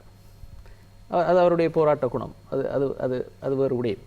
ஆனால் இந்த சிவில் நிர்வாக முறைமையில் தற்பொழுது இருக்கின்ற ஜனாதிபதியை வைத்துக்கொண்டு அரசியலமைப்பு மாற்றம் அல்லது அதிகார பரவலாக்கல் என்பதற்கு செல்வதற்கு முன்னால் நாங்கள் எவ்வாறு ஒரு பரஸ்பர நல்லெண்ணத்தை சிவில் நிர்வாக முறைமைக்குள் கட்டமைக்கலாம் என்பது தொடர்பில் உங்களுடைய கருத்துக்களை சொல்ல முடியுமா? இப்போ எங்களுக்கு புது கவர்னரால் தமிழால் போட்டிருக்கு. இவ்வளோ காலத்துக்கு பிறகு ஒரு தமிழ் கவர்னர் வந்து அதே ஒரு பெரிய மேட்டம் தான். இப்போ அதில் இருந்தே எங்களுக்கு தெரியுது அதுவும் நேர்மையான ஒரு ஆளை தான் போட்டிருக்கிறார். ஒரு பிரச்சனை இல்லாமல் ஏற்றுக்கொள்ளக்கூடிய அப்படி அந்த நிர்வாகங்களுக்குள்ளேயும் மாற்றங்களை கொண்டு வர முடியும். அப்போ அதுகளை செய்யக்குள்ளேயே எங்களுக்கு ஒரு சந்தோஷம் வருது, மாற்றம் வருது. அதை மாதிரி நீ இந்த இப்போ புதுசாக சொல்லிக்கிற பெண்களை கொண்டு வர வேணும், பார்லிமெண்ட்டுக்கு பெண்களை கொண்டு வர வேணும், சம உரிமையை கொடுக்கறதுக்கு தயாராக இருக்கணும். அதெல்லாம் இந்த போராட்டத்தில் இருந்தாக்களால தான் அது முடியும். பழைய ஆக்களெல்லாம் அது முடியாது. அந்த வலியை உணர்ந்து அவே அதுலேயும் பெண்கள் இருந்திருக்கணும். அவையிலேயும் பெண்கள்லேயும் அப்படி நிறைய பெண்கள் இப்பொழுது யார் எதிர்பாராத விதமாக ஒரு பெண்ணை பிரதமர் அதே ஒரு பெரிய மாற்றம்னு சொல்ல வேணும். ஒரு அரசியல் பின்னணி ஒன்றும் இல்லாத மற்ற எல்லாம் அரசியல் பின்னணி, ஏதோ கணவர் இருந்தால் மனைவி வரலாமண்டா, ஏதோ மனைவிக்கு ஏதோ பெரிய அறிவு இருக்குன்ற மாதிரி அனுதாபத்தில் அதெல்லாம் ஒரு தேவையில்லாத உண்மையான விஷயம். உண்மையாகவே சமூக அக்கறை உள்ள பெண்கள் தான் பெற வேணும். அந்த பெண்களை தேடுறது இல்லை, கணவர் போனால் மனைவியை கொண்டு இருக்கிறது. அப்போ அது ஒரு பிரயோசனமாக இருக்கையில் இவ்வளோ காலத்துலேயும் அது ஒரு பெரிய மாற்றத்தை கொண்டு வரையில, மாற்றத்தை கொண்டு வரக்கூடிய பெண்கள் வர வேணும். இப்போ இந்த பிரைம் மினிஸ்டர் வந்ததால் நாங்கள் நினைக்கிறோம் மாற்றம் பெருமண்டு. இந்த பிரதம மந்திரியா ஒரு பெண்ணியல்வாதி மாற்ற நிறைய விஷயங்கள் அவள் இருக்குது. ஆனப்படியாக எல்லா பெண்களுக்கும் மாற்றத்தை கொண்டு வருவாங்க. பெரும்பான்மையினம் சிறுபான்மையினம் மட்டும் இல்லைத்தானே, முஸ்லீம் இனமோ எல்லா பெண்களுக்கும் மாற்றம் பெறுமென்று நாங்கள் நம்புகிறோம். அதே போல் இளைய தலைமுறை படித்த ஆக்கள் வர வேணுமென்றது. இப்போ இவை கொண்டு வரதால இந்த இவை பெரும்பான்மை இப்போ இருக்க அரசாங்கம் அதுகளை கொண்டு வர முயற்சிக்கிறதால இப்போ நாங்களும் வடக்கு கிழக்கும் அதை யோசிக்கிறோம். நாங்களும் மாற்றத்தை கொண்டு வர வேணுமென்று. நாங்களும் பழைய ஆக்கள் கேட்கக்கூடாது என்றதில் நாங்களும் சொல்லி கொண்டிருக்கோம். பழைய ஆக்கள் தோத்தாக்கள் கேட்கக்கூடாது, பழையாக்கள் கேட்கக்கூடாது, புதியாக்கள் வேற வேணும், அதுவும் படித்தாக்கள் வேற வேணும். நேஷனல் லிஸ்ட்டில் வந்தாக்கள் திருப்பி நேஷனல் லிஸ்ட்டில் வர்றதுக்கு முயற்சிக்கக்கூடாது. ஒருக்கா வந்து ஆட்சி முடிச்சாண்டா பிறகு திருப்பி நீங்கள் திருப்பி அடுத்த தரமும் தோக்க போகிறோம்னா நேஷனல் லிஸ்ட்டில் வரக்கூடாது. நீங்கள் இனி விலக வேண்டியதான். அப்போ புதாக்களுக்கு இடத்தை கொடுக்க வேணும் வேண்டாதான் எங்கிட்ட இது. ஆனால் இப்போ சில வேளையில் இந்த இப்போ தோக்க போகிற கட்டம் வந்தோடனே தாங்கள் நேஷனல் லிஸ்ட் வேறு வேண்டி வழிகிட்டு நிற்பினோம். அந்த அதுகளெல்லாம் உண்மையில் தோத்தாக்களே வரக்கூடாது. அப்போ கன மாற்றங்கள் இப்போ இவையும் செய்வினம் நினைக்கும், பெரும்பான்மை இனமும் செய்வினம். அதை நாங்களும் கடைப்பிடிக்க வேணும். முதல் மாற்றம் இவர்களை கொண்டாந்துட்டபடியா இனி அங்கே ஒரு மாற்றத்தை நாங்கள் சரியான ஒரு ஆணாதிக்கமான இனம் தான் எங்களோட தமிழ் இனம். அதில் ஒரு மாற்றமும் இல்லை. அந்த மாற்றத்தை இப்போ இவர்கள் அப்படியானாக்கள் முந்தியும் இல்லை. பெரும்பான்மை இனம் முந்திய ஆணாதிக்கம்ன்றது குறைவு, நான் அந்த எங்களோட அளவுக்கு இல்லை. அப்போ இப்போ அந்த மாற்றம் எங்களையும் கட்டாயம் பெறும். பெண்களே மாறுவாங்கன்னு நான் நினைக்கிறேன். ஆண்கள் மாறுறாங்களோ இல்லையோ பெண்களே வெளியில் வருவாங்களேன்னு நான் நினைக்கிறேன். தாங்களே துணிஞ்சு இறங்குவாங்களே அரசியலோ ஏதோ. இப்போ இல்லை அக்கறை கேட்கணும். கொஞ்சம் பெண்கள் அரசியல் இருக்கிறதால சனம் இப்போ நியூஸை பார்க்குது. நியூஸில் என்ன நடக்குது, இப்போ நாட்டில் என்ன நடக்குது, எங்களோட கதைக்கிறாக்கள் இப்போ வீட்டு வேலை சமையல் வேலையில பற்றி கதைக்கிறது இல்லை ஒருத்தர். இப்போ இல்லை அரசியலை பற்றி தான் எங்களுடைய கதைக்கினோம் எங்களை கண்டாலே. அப்போ அதே நான் அப்புறம் அன்றைக்கும் அது பெரிய ஒரு மேட்டத்தை ஒண்ணாந்துட்டுதுன்னு சொல்லி நானே யோசிக்கிறேன். இப்போ என்னோட இந்த கதையிலெல்லாம் ஒருத்தரும் கதைக்கிறது இல்லையே என்று சொல்லி. அப்போ புதிய அரசியலை பற்றி தான் இப்போ கதை. இப்போ அடுத்தது அரசியல் என்ன நடக்க போகுது, பாராளுமன்றம் வேற போயினோம், இப்போ இவ என்ன செய்தால் இனி வரலாம், அது புதிய பாராளுமன்றத்தை எப்படி அனுரகுமார் ஜனாதிபதி கொண்டு வர முடியும். அப்போ எங்களை மாற்றத்தை கொண்டு வந்தால் தான் அவர் கொண்டு வரலாம். எங்களுக்கு தேவையானதில் கொடுத்தா தான் அடுத்த அரசியலை எங்களோட மக்கள் வாக்களிப்பினம். அது அரசாங்கமும் அமையணும். அதே இல்லை முக்கியமான விஷயம். தேசிய மக்கள் சக்தியினுடைய ஜனாதிபதி சத்திய பிரமாணம் செய்ததற்கு பின்னர் உடனடியாக பிரதமர் நியமிக்கப்பட்டார். அதுவும் ஒரு பால்நிலை சமத்துவம் சார்ந்த விடயங்களில் தன்னுடைய ஆளுமையை பதிவு செய்த ஒருவர். அதே நேரம் தேர்தல் காலங்களில் அந்த விவகாரம் எல்ஜிபிடி போன்ற விஷயங்கள் அவற்றுக்கெல்லாம் சட்ட அங்கீகாரம் வழங்கி விடுவார்கள் என்கின்ற பரப்புரைகள் மூலம் இவர் ஆட்சிக்கு வருவதற்கு தடையாக எதிர்த்தரப்பினர் தங்களுடைய விமர்சனங்களை முன்வைத்திருந்தார்கள். அந்த பாலினை சமத்துவம் அவ்வாறான மாற்று சிந்தனை முறைமை பெண்ணியல் செயற்பாட்டாளர் பெண்ணுரிமை செயற்பாட்டாளர்கள் அல்லது பால்நிலை சமத்துவத்திற்காக போராடுகின்ற பல தொண்டு நிறுவனங்கள் எல்லோரும் இந்த நாட்டில் இருக்கிறார்கள். அவருடைய குரல்கள் நீண்ட காலமாக அடக்கப்பட்டு வந்திருந்தன. இப்பொழுது அவர்கள் எல்லோரும் தங்களுடைய நிலைப்பாட்டினை பகிரங்கமாக பேசுவதற்கு ஒரு களம் கிடைத்தது போல் தெரிகிறது. இதை நீங்கள் எப்படி பார்க்கிறீர்கள்? இது ஒரு பெரிய மாற்றம் என்று தான் நான் யோசிக்கிறேன். இந்த இவர்கள் ஆட்சி மாறினதோடையே பெண்களுக்கு அதிக இது இப்போ பிரதம மந்திரி உடனே நியமித்ததோ கூட ஒரு பெரிய விஷயம். இப்போ தேர்தல் வந்தால் பிறகு இல்லை, இவரே தொடர்ந்து வர வேணுமென்று நிறைய பேர் எழுதி கொண்டிருக்கிறோம். எத்தனை பேர் கடிதமெல்லாம் எழுதியிருக்கணும் இவரே தொடர்ந்து வர வேணுமென்று சொல்லி. அதுவும் அந்த அரசியல் பின்னணி இல்லாமல் வந்தது தான் எனக்கு முக்கியமான விஷயம். இந்த சொந்த முயற்சியில் தான் அவன் வந்திருக்கிறான். ஆனப்படியாக இது ஒரு முன்னுதாரணமாக இருக்கும் எங்களோட இளைய சமூகத்துக்கும். முதலாவது எங்களோட பெண்கள் தமிழ் பெண்களுக்கும் ஒரு முக்கியமாக இருக்கும். எங்கள்கிட்ட தமிழ் பாராளுமன்றத்தில் ஒரு தமிழ் பெண்ணும் இருக்கே இல்லை. இப்போ கடந்த பாராளுமன்றத்தில் ஒரு தமிழரும் இருக்கே இல்லை தானே பெண்கள். இப்போ நாங்கள் இன்னும் வர்றதுக்கு சும்மா யோசிச்சு பாருங்க இவ்வளோ காலம் ஆகுமெண்டு நாங்களாக யோசிச்சு வாரண்டா. இப்போ இந்த மாற்றம் வந்ததால் நாங்கள் எங்களில் ஒரு மாற்றம் கொண்டு வரணுமெண்டு என்ன பெண்கள் விரும்பிவினா நாங்களும் அந்த அரசியலுக்குள்ள வரணும், நாங்களும் இந்த நாட்டில் ஆள்ற ஒரு ஆளாக வர வேணுமென்றதுல முக்கிய பங்கு யோசிப்பினா. அதுதான் எங்களுக்கு இப்போ தேவை. இந்த மாற்றத்தை கொண்டு வரதுக்கு நாங்கள் முயற்சி செய்து முடியலை. போன பாராளுமன்றத்திலேயும் நாங்கள் முயற்சி செய்து முடியலை. தேர்தலை நாங்கள் முயற்சி செய்து நாங்கள் இப்போ பெண்களை தேடிக்கொண்டிருக்கிறோம். இந்த பாராளுமன்ற தேர்தலில் பெண்களை போடுறதுக்கு தேடிக்கொண்டிருக்கிறோம். தமிழ் தேசிய கூட்டமைப்பு இல்லை எல்லாரும் தேடிக்கொண்டிருக்கிறோம். எல்லாரும் தேடி நம்ம எல்லா தமிழரசு கட்சியில் அந்த நோம் அது வந்து விட்டதா? பெண்கள் அரசியல் செயற்பாட்டுக்கு வர வேண்டும் என்கின்ற நிலைப்பாடு உங்களுடைய செயற்குழுவில் தமிழரசு கட்சியிலேயே அதுக்கான கொஞ்சம் பெண்கள் இருக்கிறோம். ஆனால் அந்த பெண்கள் தான் பெருவினமா இல்லை வெளியிலேருந்து பெண்களை கொண்டு வர போயினமான்றது எங்களுக்கு தெரியாது. ஆனால் நாங்கள் போராடி கொண்டு தான் செயற்குழுவில் அதற்கான ஒரு கலந்துரையாடல் இருக்கும் தானே, அது எப்படி இருக்கிறது? அப்படி ஒரு இப்போ இது ஒரு தனி ஒரு சர்வாதிகாரமான ஒரு விஷயம் எனக்கு தெரியக்கூடியது. எங்களுக்கு கடைசி நாள் தான் எங்களுக்கு யாரை போட்டிருக்கேன்னு தெரியுமென்ற அளவில் தான் நிலைமை இருக்குது. இப்போ அதை ஒரு குழு தான் தீர்மானிக்குமென்று சொல்லினோம். அந்த குழுவில் இருக்கிறாக்களே தங்களை போட்டுக்கொண்டு இருந்துருவினமென்றதான் எல்லாட்ட கதையும். புதுசாக வெளியிலேருந்து கொண்டு வர போகிறது இல்லை. குழியில இருக்கிறாங்களே தங்களோட பேரை கொடுத்துட்டு இருக்க போய் கட்சிக்குள் முறையான ஜனநாயகம் இல்லை. ஜனநாயகம் இல்லை, அது அது வெளிப்படை, அது உள்படையில் வெளிப்படை. அது அதை நீங்கள் வெளிப்படையாக சொல்கிறீர்கள். நான் சொல்கிறேன், எனக்கு இல்லை எனக்கு அதை நானே அந்த வேதனையிலான் இருக்கிறேன். இப்போ நாங்கள் குழு என்று சொன்னால், மத்திய குழு என்று சொன்னால் இப்போ இல்லது இதெல்லாம் எல்லாருக்கும் அது தெரியும் விஷயம். அப்படி இல்லை. இப்போ தேர்தல் யார் தெரிவு செய்யப்படுறதுன்ற ஒரு குழு ஒன்று இருந்தால் அந்த குழுவில் அந்த தெரிவு செய்யப்படுறதுன்னு தானே. இப்போ நாங்கள் அந்த குழுவில் இருக்கிறோம்னா நாங்கள் எங்களை தெரிவு செய்யக்கூடாது, நாங்கள் அந்த குழுவில் இருக்கக்கூடாது. நாங்கள் அந்த குழுவில் இருந்து கொண்டு நாங்கள் தெரிவு செய்யக்கூடாது தானே. அது இப்போ நானே இருந்து கொண்டு நானே தெரிவு செய்கிறது சரி வராதானே. அதுக்குன்னு வேறு குழு ஒன்று இருக்கணும், அதுக்கும் சம்மந்தம் இருக்கக்கூடாது. அவே வேறு என்ன இதில் வச்சுக்கொண்டு அவை தெரிவு செய்ய வேணும்ன்றது இருக்குது. என்னென்ன தகுதி இருக்குன்னு இருக்க வேணும் தானே, அதை வச்சுக்கொண்டு அவை தெரிவு செய்யணும். அப்படி இல்லாமல் நானே ராஜா நானே மந்திரி என்று இருக்கிறது சரி வருமா? அதால் இந்த இனம் அழியுமே தவிர ஒன்று நடக்காது புதுசாக ஒன்றும். நீங்கள் ஒரு முக்கியமான விடயத்தை குறிப்பிட்டிருந்தீர்கள். அதாவது தமிழ் பேசும், தமிழ் தெரிந்த அல்லது ஒரு ஆளுநரை எல்லோரும் ஏற்றுக்கொள்ளக்கூடிய நேர்மையான பின்புலம் சார்ந்த ஒருவரை தேசிய மக்கள் சக்தி ஆளுநராக நியமித்திருக்கிறது. உண்மையில் இது 13வது திருத்தத்துக்கு அமைய உருவாக்கப்பட்ட ஆளுநர். அதை தமிழ் தேசிய உணர்வாளர்கள் 13வது திருத்தத்தை பூரணமாக ஏற்றுக்கொண்டதா இல்லையா என்பது வேறு விடயம். ஆனால் இந்த ஆளுநர் நியமனம் என்பது ஒரு 13வது திருத்தத்தினுடைய ஒரு அடைவு.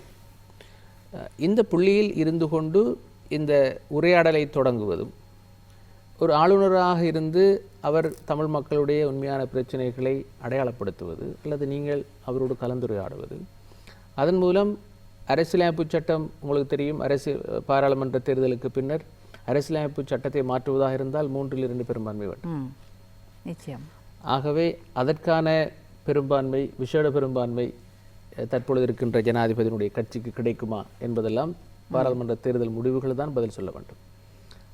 ஆகவே எப்படியாயினும் அவர்கள் அரசாங்கத்தை அமைப்பதற்கான வாய்ப்புகள் அதிகம். நிச்சயம்.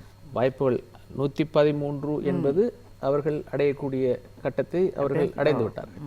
அதை தாண்டி விட்டார்கள் என்று சொல்லலாம். ஆனால் எந்த அளவு எப்படி இருந்தாலும் அதை திட்டமாக சொல்ல முடியாது. அது பாராளுமன்ற தேர்தலுக்கு பின்னர் தான் கூற முடியும். ஆக இந்த தேர்தலில்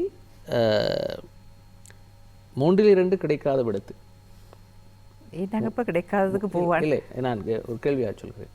3/2 கிடைக்காத விடத்து எங்களுக்கு பாராளுமன்றத்தில் பெரும்பான்மை இல்லை, ஆகையினால் புதிய அரசியலமைப்பு சட்டத்தை கொண்டு வர முடியாது என்று ஆளும் தரப்பு சொல்லலாம். அவ்வாறு இருக்கின்ற பொழுது 13வது திருத்தத்தில் இருந்து இந்த உரையாடலை ஆரம்பிப்பது தொடர்பில் உங்களுடைய கருத்து? இல்லை, 13வது திருத்தத்தை தாங்க ஒன்றுமே செய்ய முடியாது. இப்போ 3/2 இல்லையே. இல்லை, 13வது திருத்த சட்டம் ஏற்கனவே அதற்கு 3/2 தேவையில்லை தானே. அது ஏற்கனவே இருக்கிறது, அதில் உச்சபட்ச நடைமுறைப்படுத்தவில்லை. 13வது திருத்தத்தையே நாங்கள் ஏற்றுக்கொள்கிற அளவில் இல்லை. இப்போ நாங்கள் சமஷ்டியைத்தான் சொல்லி கொண்டு இருக்கிறோம். 13வது திருத்தம் என்றது ஏற்கனவே கைவிடப்பட்ட ஒன்று. பிறகு திருப்பி தான் இப்போ அதில் போய் நிற்கினமே தவிர, இப்போ நான் சமந்தரையாக இருந்த ஒரு கூட்டத்திலே நான் இருந்தேன். நான் அப்போ அவர் சொல்ல நாங்கள் 13வது எப்பயோ விட்டுட்டோம், நாங்கள் இப்போ அதுக்கு மேலால் போயிட்டோம். யார் சொன்னது?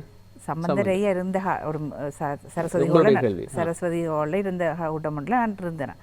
அப்போ இப்போ திருப்பி நாங்கள் போய் முதல்ல இருந்து தொடங்க போகிறோம் இந்த 13வது திருத்தத்தில். உங்களுடைய கோரிக்கை நியாயமாக இருக்கலாம்.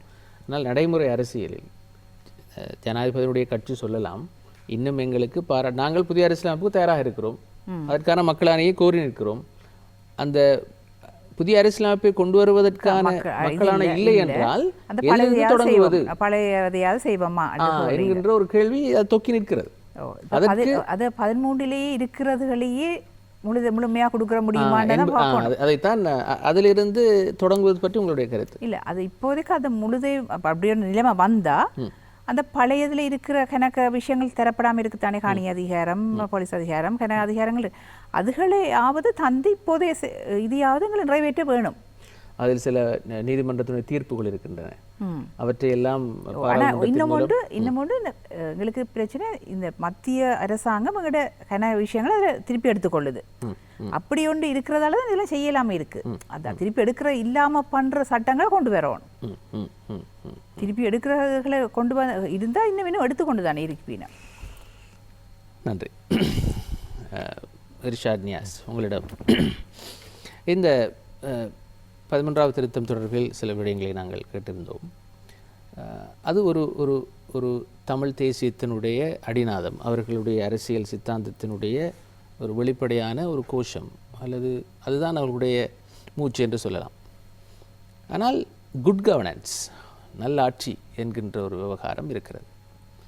குறிப்பாக இந்த 13வது திருத்தத்தை பற்றிய விமர்சனம் என்னவென்று பார்க்கின்ற பொழுது, இலங்கை போன்ற ஒரு சிறிய நாட்டிற்கு 9 மாகாண சபைகள், அது ஒரு உண்மையில் வடக்கு கிழக்கு தமிழர் தாயக கோட்பாட்டிற்கு இந்திய இலங்கை உடன்படிக்கையின் விளைவாக தெற்கில் உள்ளவர்களை திருப்திப்படுத்துவதற்காக முன்னாள் ஜனாதிபதி ஜே.ஆர். ஜெயவர்தன் அவர்கள் எல்லா மாகாணங்களுக்குமான மாகாண சபை முறைமையை அறிமுகப்படுத்தினார். தேசிய மக்கள் சக்தி அல்லது மக்கள் விடுதலை முன்னணி என்கின்ற அந்த பாரம்பரிய, அந்த கட்சியினுடைய அரசியல் பாரம்பரியத்தின் பிரதிபலிப்பாக அந்த மாகாண சபை முறைமை தொடர்பில் உண்மையில் உங்களுடைய கட்சியினுடைய நிலைப்பாடு என்ன?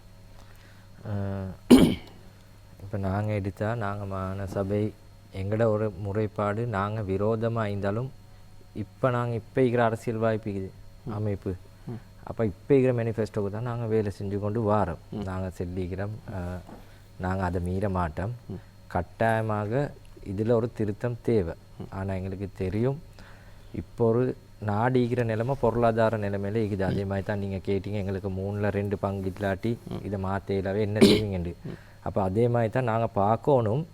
3ல் 2 இந்த ஜனாதிபதிமார் என்னத்துக்கு எடுத்தாங்க? மக்களுக்கு என்ன நலன் கிடைச்சி? 3ல் 2க்கு ஒன்றும் நடக்கல. அது தமிழ் மக்களுக்கோ சிங்கள மக்களுக்கோ நடந்தது ஒன்றும் இல்லை. இந்த ஜனாதிபதி அவர் இன்னொரு 5 வருஷம் கேள்மெண்ட் ட்ரை பண்ணுறார். 3ல் 2 ஜேஆரும் அது தான் செஞ்சார். 6ல் 5 எடுத்து எல்லாரும் அதை தான் செய்கிறாங்க. அப்போ நாங்கள் நினைக்கிறோம், இப்போ பொருளாதாரத்தை நாங்கள் உடனடியாக இந்த சிங்கள தமிழ் எங்களுக்கு தெரியும். நாங்கள் அன்ற தோழர் வந்து அமெரிக்கா, கனடா, ஆஸ்திரேலியா பற்றி நிறைய தமிழ் தோழர்களை சந்தித்தார். அப்போ அவங்க வாக்குறுதி கொடுத்திருக்கிறாங்க, நாங்கள் ஏழுமான முட்டு நாங்கள் உதவி செய்வோம் எங்களோட நாட்டு இந்த பொருளாதாரத்துலேருந்து வெளியெடுக்கிறது. அப்போ நாங்கள் செல்லும் ஒரு புள்ள நாங்கள் ஸ்கூலுக்கு போகல சரி செல்லும், பிஸ்கட் ஒன்று சரி தின்ட்டு போய் இல்லாட்டி படிப்பு ஏறாதுண்டு.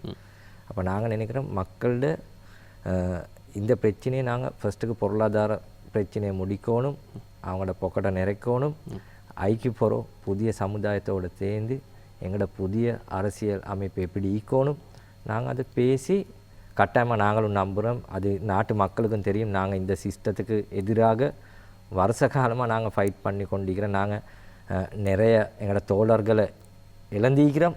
அவங்களுக்கு ஒரு செய்கிற ஒரு கௌரவம் அது. நாங்கள் கட்டாயமாக இந்த நாட்டில் அனைத்து மக்களும் இப்போ நான் இங்கே வர போக்கலையும் என்னுடைய தமிழ் ஒரு தோழர் கோல் அடித்து தான் அதே மாதிரி தான் நீங்கள் விமர்சிச்சிங்க. ஏன் இதில் தமிழை பற்றி அப்படி பெருசாக இல்லைண்டு என்னோட மேனிஃபெஸ்டோவில். ஆனால் உண்மையில் இதில் சிங்கள தமிழ் முஸ்லீம் நாங்கள் எல்லோரும் சேர்ந்து தான் இதை செஞ்சோம். ஆனால் எங்களோட இந்த தமிழ் தோழர்கள் அப்படி ஒன்றும் கேட்கல. அவன் கேட்ட ஒரே ஒரு தேசிய பொறுமுறை விரும்புகிறார்கள் அவங்க. புதிய தலைமுறை அப்படித்தான் மச்சான், நாங்கள் எல்லாரும் எப்படி சேர்ந்து முன்னுக்கு போகிறோம், நாங்கள் இந்த நாட்டை எப்படி கெட்டி இருக்கிறோம். இதில் கட்டாயமாக சிங்கள தமிழ் முஸ்லீம் எல்லாருடைய பங்களிப்பு மிகுது. இப்படியா தட்டுங்கள் கேட்கப்பட மாட்டோமா, கேட்டால் தான் கிடைக்க மாட்டேன் நிலைமை தான் இருக்கு போல இல்லையா? இல்லை, இதில் ஒரு முக்கியமான விடயம் இருக்கிறது. அதாவது தேசிய காணி மற்றும் இயற்கை வளங்கள் அவற்றை பகிர்ந்தளித்தல் என்கிற ஒரு விஷயம். உண்மையில் சில கட்சிகள் அல்லது சில சிவில் அரசியல் செயற்பாட்டாளர்கள் தெளிவாக சொல்வார்கள் இதற்காகவே ஒரு கமிஷன் வேண்டும் என்று சொல்வார்கள். உதாரணமாக பாராளுமன்றத்தில் ஒவ்வொரு வருடமும் பட்ஜெட் வரவு செலவு திட்டம் சமர்ப்பிக்கப்படுகின்ற பொழுது அந்த அரசாங்கம் அமைச்சரவை அரசாங்கத்துக்கு சார்பாக அந்த வரவு செலவு திட்டத்தை அவர்கள் தயார்படுத்துவார்கள். உண்மையில் ஒரு ஒரு கமிஷனுடைய வழிகாட்டல் அல்லது புத்திஜீவிகள் எல்லா பிரதேசங்கள் எல்லா சமூகத்தையும் சார்ந்தவர்களுடைய மனக்குமுறல்களை பிரதிபலிக்கின்ற விதத்தில் தான் உண்மையில் ஒரு வரவு செலவு திட்டம் தயார்படுத்தப்பட வேண்டும். அதே போன்றுதான் இன்று திட்டமிட்ட குடியேற்றங்கள் மூலம் சில பிராந்தியங்களில் இருக்கின்ற இன விகிதாசார சமநிலையை திட்டமிட்டு குழப்புவதெல்லாம் ஒரு உண்மையிலேயே ஒரு மனித உரிமை மீறல் என்றே சொல்லலாம். கட்டாயமாக இது தொடர்பில் தேசிய மக்கள் சக்தி கரிசனை செலுத்தி இருக்கிறதா? இது தொடர்பில் நீங்கள் உங்களுக்குள் கலந்துரையாடி இருக்கிறீர்களா? கட்டாயமாக நாங்கள் கலந்துரையாடல் பண்ணிக்கிறோம். ஏனென்றா இது நியாயமான கோரிக்கைகள் எங்களுக்கு தெரியும். நிறைய பேட காணி அவங்கள பரம்பரையாக வந்த காணிகள். அவங்க இல்லாட்டி சும்மா அந்த யுத்த காலத்தில் எல்லாம் பாலா போனேண்டு 4 வேலி அடித்து எடுத்த காணிகள் இல்லை. அதே மாதிரி தான் எங்களுக்கு தெரியும் கிழக்கிலும் அதே பிரச்சனை. முஸ்லீம் மக்களுக்கும் இது இன்னும் காணி இன்னும் நிராகரித்து இல்லை. அதே மாதிரி தான் இந்த முஸ்லீம் தமிழ் தலைவர்கள் இது ஒரு கேம்பெயின். இப்போ எங்களுக்கு தெரியும் முஸ்லீம் தலைவர்கள் முஸ்லீம் காங்கிரஸ் ஆகிக்கிட்டும் டிஎன்ஏ ஆகிக்கிட்டும் அவங்க எத்தனையோ ஜனாதிபதிமாரோடு இருந்தாங்க. அவங்க உருவாக்கினாங்க சண்டிகால காலத்துலேருந்தே அவங்க வேலை செஞ்சாங்களே. ஆனால் நாங்கள் நினைக்கிறோம் அவங்க இதுவளுக்கு முடிவொண்டு எடுக்கிறதுக்கு அவங்களுக்கு ஐடியா ஈக்கல. ஏனென்றா அவங்க கேம்பெயினே இதுதான். அவங்கள இப்போ எங்களுக்கு தெரிஞ்ச நாங்கள் சின்னத்துலேருந்தே அவங்களோட கேம்பெயின் தான். காணி எடுத்துறேன் நான் யுத்தம் முடிஞ்சதுக்கு போகிறவுலேருந்து இதுதான் கேம்பெயின். 13 எடுத்துறேன் காணி எடுத்துறேன். ஆனால் அந்த மைத்திரிபால அரசாங்கத்துலேருந்தாங்க அதுக்கு முந்தி மஹிந்த ராஜபக்சோட இஞ்சி தொடர்பு. ஆனால் எங்களுக்கு விலங்குகள் இந்த காணிதாருக்கும் திருப்பி கொடுக்குறேன்னு நாங்கள் நினைக்கிறோம். அவங்களுக்கு அப்படி அவசியம் ஒன்று மீக்கல்ல. ஆனால் எங்களுக்கு கட்டாயமாக இந்த மக்களை இதை அவங்கள காணி கொடுக்கணும். அவங்கள இந்த பொருளாதாரத்துக்கு சேர்த்து கொள்ளணும். அவங்க விவசாயம் செய்வாங்க, இல்லாட்டி அவங்கள ஃபார்ம் ஒன்று செய்யக்கூடும். அந்த நிலங்களை பார்த்து அவங்களோட பொருளாதாரத்தை தரம்படுத்தி கொள்றதுக்கு எங்களையான ஏழுமான எல்லா உதவி செயல் திட்டம் செய்வோம். என்ன எங்களுக்கு தெரியும் இன்றைக்கு உரம் பிரச்சனை என்றாலும் இது ஒரு தேர்தல் காலம். அப்போ அதே சமயம் தான் நாங்கள் ஜனாதிபதி வந்த சிரிக்கே நாங்கள் பார்லிமெண்ட்டை கலைச்சதுக்கு காரணமே இவ்வளோ காலமாக இந்த நாட்டை சூறையாடின ஒரு கூட்டம் எதிர்கட்சியில் மீகப்படாது. இல்லாட்டி எங்களுக்கும் மீஞ்சி எங்களோ அந்த சகோதரர் இப்படி அந்த தோழர் இப்படி ஒரு கையை காட்டினா போதும் ஜம்ப். ஏண்டா அவங்களுக்கு ஒரு 4-5 மிருகங்களோட குணம் மீகுது. பாயேலும் கலரை மாற்றேலும் மற்றவந்திக்கு கலர் மட்டும்தான். ஆனால் இவங்களுக்கு நிறைய டேலண்ட் இருக்குது. ஆனால் நாங்கள் நினச்சோம் இந்த நாட்டு மக்கள் எங்களே நம்பி எல்லாரும் வெத்தையிலண்ட போகக்கூட அரசியல் தலைவர்கள் வெத்தையில் அவங்க எல்லாரும் ஒரே மேடையில் ஏறி இந்த நாட்டு சாதாரண மக்கள் எங்களே நம்பி பவரை கொடுத்து அவங்கள வெளியே போடுறதுக்கு. இனி நாங்கள் நினைக்கிறோம் இந்த 14ஆம் தேதிக்கு போகிறோம் பாராளுமன்றத்துக்கு தேர்தலுக்கு போகிறோம். கட்டாயமாக படிப்படியாக அனைத்து அவர்களிடம் இந்த பிரச்சனைகள் தீக்கலும். இது தீர்க்கக்கூடிய பிரச்சனை, தீர்க்க இயலுமான பிரச்சனை. மிதிலை செல்வி ஸ்ரீ பத்மநாதன், நீங்கள் தமிழரசு கட்சி சார்ந்து உங்களுடைய கருத்துக்களை சொல்லிக்கொண்டு வருகிறீர்கள். தற்பொழுது இருக்கின்ற சூழ்நிலையில் எல்லோருக்கும் விமர்சனங்கள் அனைத்தையும் தாண்டி நீங்கள் சொல்வது போல் தட்டுங்கள் திறக்கப்படும் என்பது போல் அழைப்பு மணிகள் ஒலிக்க தொடங்கியிருக்கிறது. அந்த அடிப்படையில் எல்லோரும் ஏதோ ஒரு தேசிய பொறிமுறையை நோக்கி நகர்கிறோம். இந்த தேசிய பொறிமுறை என்கின்ற ஒரு விடயத்திற்கு முக்கியமான விடயத்தை ரிஷாட் நியாஸ் அவர்கள் குறிப்பிட்டிருந்தார்கள். அதாவது நாங்கள் இந்த மேனிஃபெஸ்டோ இந்த விஞ்ஞாபனத்தை செய்கின்ற பொழுது எங்களோடு தமிழ் முஸ்லிம் மக்களும் இருந்தார்கள். ஆனால் அவர்கள் இப்படி எங்களிடம் எதையும் கோரவில்லை, இவற்றைத்தான் நீங்கள் குறிப்பிட வேண்டும் என்றும் நிபந்தனை விதிக்கவில்லை. அப்படியானால் ஒரு சிவில் செயற்பாட்டாளர்களாக பெருமளவில் தேசிய மக்கள் சக்தியினுடைய ஜேவிபி என்கின்ற அரசியல் கட்சியை தவிர இதர அமைப்புகள் அனைத்தும் சிவில் அமைப்புகளின் கூட்டாகத்தான் அது உருவாக்கப்பட்டிருந்தது. நாங்கள் பல முறை அவ்வாறான செயற்பாட்டாளர்களை நாங்கள் அஸ்திரம் நிகழ்ச்சிக்கு அழைத்திருந்தோம். ஆகவே சிவில் செயற்பாட்டாளர்களாக இருந்து தேசிய மக்கள் சக்திக்குள் உள்வாங்கப்பட்டவர்கள் அல்லது அந்த உடன்படிக்கை எட்டியவர்கள் நீங்கள் கூறுகின்ற விதத்தில் ஒரு அதிகார பிரபலாக்களை மாத்திரம் நோக்கி அவர்கள் பயணிக்கவில்லை. இது அவர்களுடைய நிலைப்பாடு. நான் சொல்வது தேசிய மக்கள் சக்தியில் இருக்கின்ற சிவில் செயற்பாட்டாளருடைய செயற்பாடு. ஆகவே இது இந்த சைக்கினையை அல்லது அந்த உணர்வலையை நீங்கள் ஒரு சமஷ்டியை நோக்கி நகருகிற உங்களுடைய கட்சி எப்படி பார்க்கிறது? இல்லை, அப்படி என்னென்ன அப்படி உணர்வு இல்லாத இல்லது இந்த இதுக்கு தகுதியான இல்லாதாக்கள் அதில் வந்துச்சு. இப்போ எங்கட எல்லா மக்களுக்கும் அதே உணர்வு இருக்குது. இல்லை, அவர் குறிப்பிட்ட தெளிவாக எங்களோடு எனக்கு விளங்கினது என்னென்னா அந்த அதை நீங்கள் அவருடைய கருத்து என்றால் இப்போ நாங்கள் இப்போ A level O level புத்தகம் இதுலேயே பார்க்குறோம்.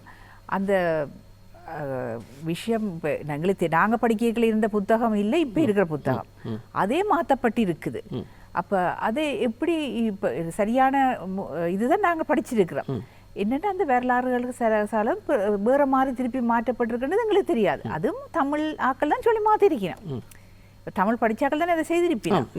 ஓ, அப்போ அது என்னென்ன நடக்குதுன்றது தான் எங்களுக்கும் கேள்வியாக இருக்குது. இப்போ இதுலேயும் சேவர் சொன்னது எனக்கு விளங்குது. அவை ஒரு தட்டுங்கிறது இறக்கப்பட்ட ஒருத்தர் அதில் கொடுக்க இல்லையே, அதில் கொடுக்கவே சேர்த்து அதை செய்திருக்கணும் என்று நான் சொல்கிறேன். இல்லது ஏதாவது ஒரு பயம் காரணமாகவா அல்லது அவை ஒரு வேறு ஏதாவது காரணத்துக்காக. ஆனால் புதிய அரசியல் அமைப்பு என்பது தொடர்பாக நீங்கள் மேனிஃபெஸ்டோ குறிப்பிட்டிருந்தீர்களா? புதிய அரசியல் அமைப்பு என்று 2015 ஏற்கனவே ஒன்று ஈகுது செஞ்சு கொண்டு வந்தது, அது இடையில நிறுத்தப்பட்டிக்குது. இல்லை, நீங்கள் உங்களுடைய விஞ்ஞாபனத்தில் ஒரு தேசிய பிரச்சனைகளுக்கு, அதாவது நீங்கள் தேசிய இனப்பிரச்சனை என்று தமிழ் தேசியம் கூறுகிற பொழுது அவர்கள் அதனை தேசிய பிரச்சனை என்று அவர்களுடைய மொழியை சொல்வார்கள். இது நான் செயற்பாட்டாளர்களோடு அஸ்ரம் நிகழ்ச்சியில் நேரடியாக நாங்கள் உரையாடல்களின் போது பயன்படுத்தப்பட்ட வாசகங்கள். அதனால் தான் தெளிவாக கேட்கிறேன். ஏனென்றால் அவர்கள் தேசிய இனப்பிரச்சனை என்று அவர்கள் வரைவிலக்கணம் சொல்வதில்லை. தேசிய மக்கள் பிரிப்பதே பிரிப்பதில்லை, அவர்கள் தேசிய பிரச்சனை என்று அதை குறிப்பிடுறார். அவங்க எங்களோட தோழர்கள், அவங்களுக்கு ஒரு பிரச்சனைக்கு நாங்கள் ஒரு சொல்யூஷன் தருவோம். இப்போ நீங்கள் எங்களையும் தோழர்களாக கீட்டீங்களா தான் பிரச்சனை. தோழர்கள் ஆக்கினதால தான் நாங்கள் தோழர்கள் பிரச்சனையை தீர்ப்போம்னு சொல்கிறீங்க. நீங்கள் தோழர் ஆக்கினா சரி, எங்களுக்கு பிரச்சனை தீர்த்தீங்கன்னா சரி. நீங்கள் தோழர் ஆக்கினா நாங்கள் என்ன எங்களோட பிரச்சனைக்கு சரியான இப்போ தோழர் ஆக்காமல் பிரச்சனை தீர்க்க முடியாது. இல்லை, நீங்கள் இந்த புத்தகத்தில் இந்த இதில் உங்களோட இதில் சரியான தமிழாக்கள் இருந்தே அதை கொண்டு வரையில்லைன்னு சொல்லும்போது நானும் கனடங்களை பார்த்த சில ஆக்கள் அந்த சரியான ஆக்கள் கூட இப்போ ஒரு பெரும்பான்மையினத்தோடையோ அல்லது ஒரு அது சம்பந்தமான ஆக்களோட சேர்ந்து அவையோடய போகிற மாதிரி இருக்குமே தவிர எங்களோட பிரச்சனையை விட்டுட்டு போகிற மாதிரி தான் யோசிக்கிறேன். பொது இடங்கள்லையும் கூட பார்த்துருக்கிறேன். நீங்கள் ஆரம்பத்தில் குறிப்பிட்ட ஒரு சின்ன ஒரு திருத்தம். இப்போ நாங்கள் வடக்கு எடுத்தால் காணி பிரச்சனை இருக்குது. நான் சும்மா ஒரு உதாரணம், நாங்கள் இப்படி அம்பாந்தோட்ட போனால் சிங்கள மக்களுக்கு தண்ணி இல்லை. அப்போ இதில் எதுப்பா வெயிட் கூட, தண்ணி இல்லாததா காணி ஈக்குது எடுக்க இல்லாததா. அப்போ நாங்கள் இதை செய்ய போல நாங்கள் சிங்கள தமிழ் எல்லாம் நாங்கள் சேர்ந்து பேசினோம். என்ன பிரச்சனை, இங்கே இருக்கிற ஆட்களுக்கு காணி பிரச்சனை, இங்கே இருக்கிற ஆட்களுக்கு தண்ணி பிரச்சனை. நாங்கள் இதை மதம் ரீதியாக நாங்கள் செப்பரேட் பண்ணிடல ஒரு நாளும். ஆனால் நாங்கள் நம்புகிற ஒரு விஷயம், எல்லாருக்கும் அவங்களோட மதத்தை அவங்களோட இனத்தை கொண்டு போக வேண்டிய கௌரவம் கட்டாயமாக தேசிய மக்கள் சக்தியோட அரசாங்கத்தை நாங்கள் அதுக்கு தலை வாங்கி நாங்கள் கட்டாயமாக இடையாளிப்போம். ஜனாதிபதி அவர்கள் பிரச்சனை என்று சொல்றது இந்த உலகமும் சரி இலங்கையும் சரி, அந்த வளங்களை நாங்கள் சரியா பிரித்து கொள்ள முடியாத உண்மையான பிரச்சனை. இல்லை, அதைத்தான் அவர்கள் தேசிய பொறிமுறை என்று சொல்கிறார்கள். தேசிய பிரச்சனை, தேசிய பொறிமுறை என்று சமஷ்டி விளக்கணப்படுத்துகிறார்கள். ஆகவே அடிப்படை பிரச்சனை அல்லது அடிப்படை. ஆகவே தேசிய பிரச்சனை அப்படியானால் சமஷ்டி என்பது அடிப்படை பிரச்சனை இல்லையா? இல்லை, அது தமிழ் மக்களின் அடிப்படை பிரச்சனை அது. அதான், ஆகவே அவர் கூறுவது போல் ஒவ்வொரு பிராந்தியத்திலும் ஒவ்வொரு பிரச்சனை இருக்கிறது, ஒவ்வொரு இனக்குழுமத்துக்கும் ஒவ்வொரு வகையான பிரச்சனை இருக்கிறது.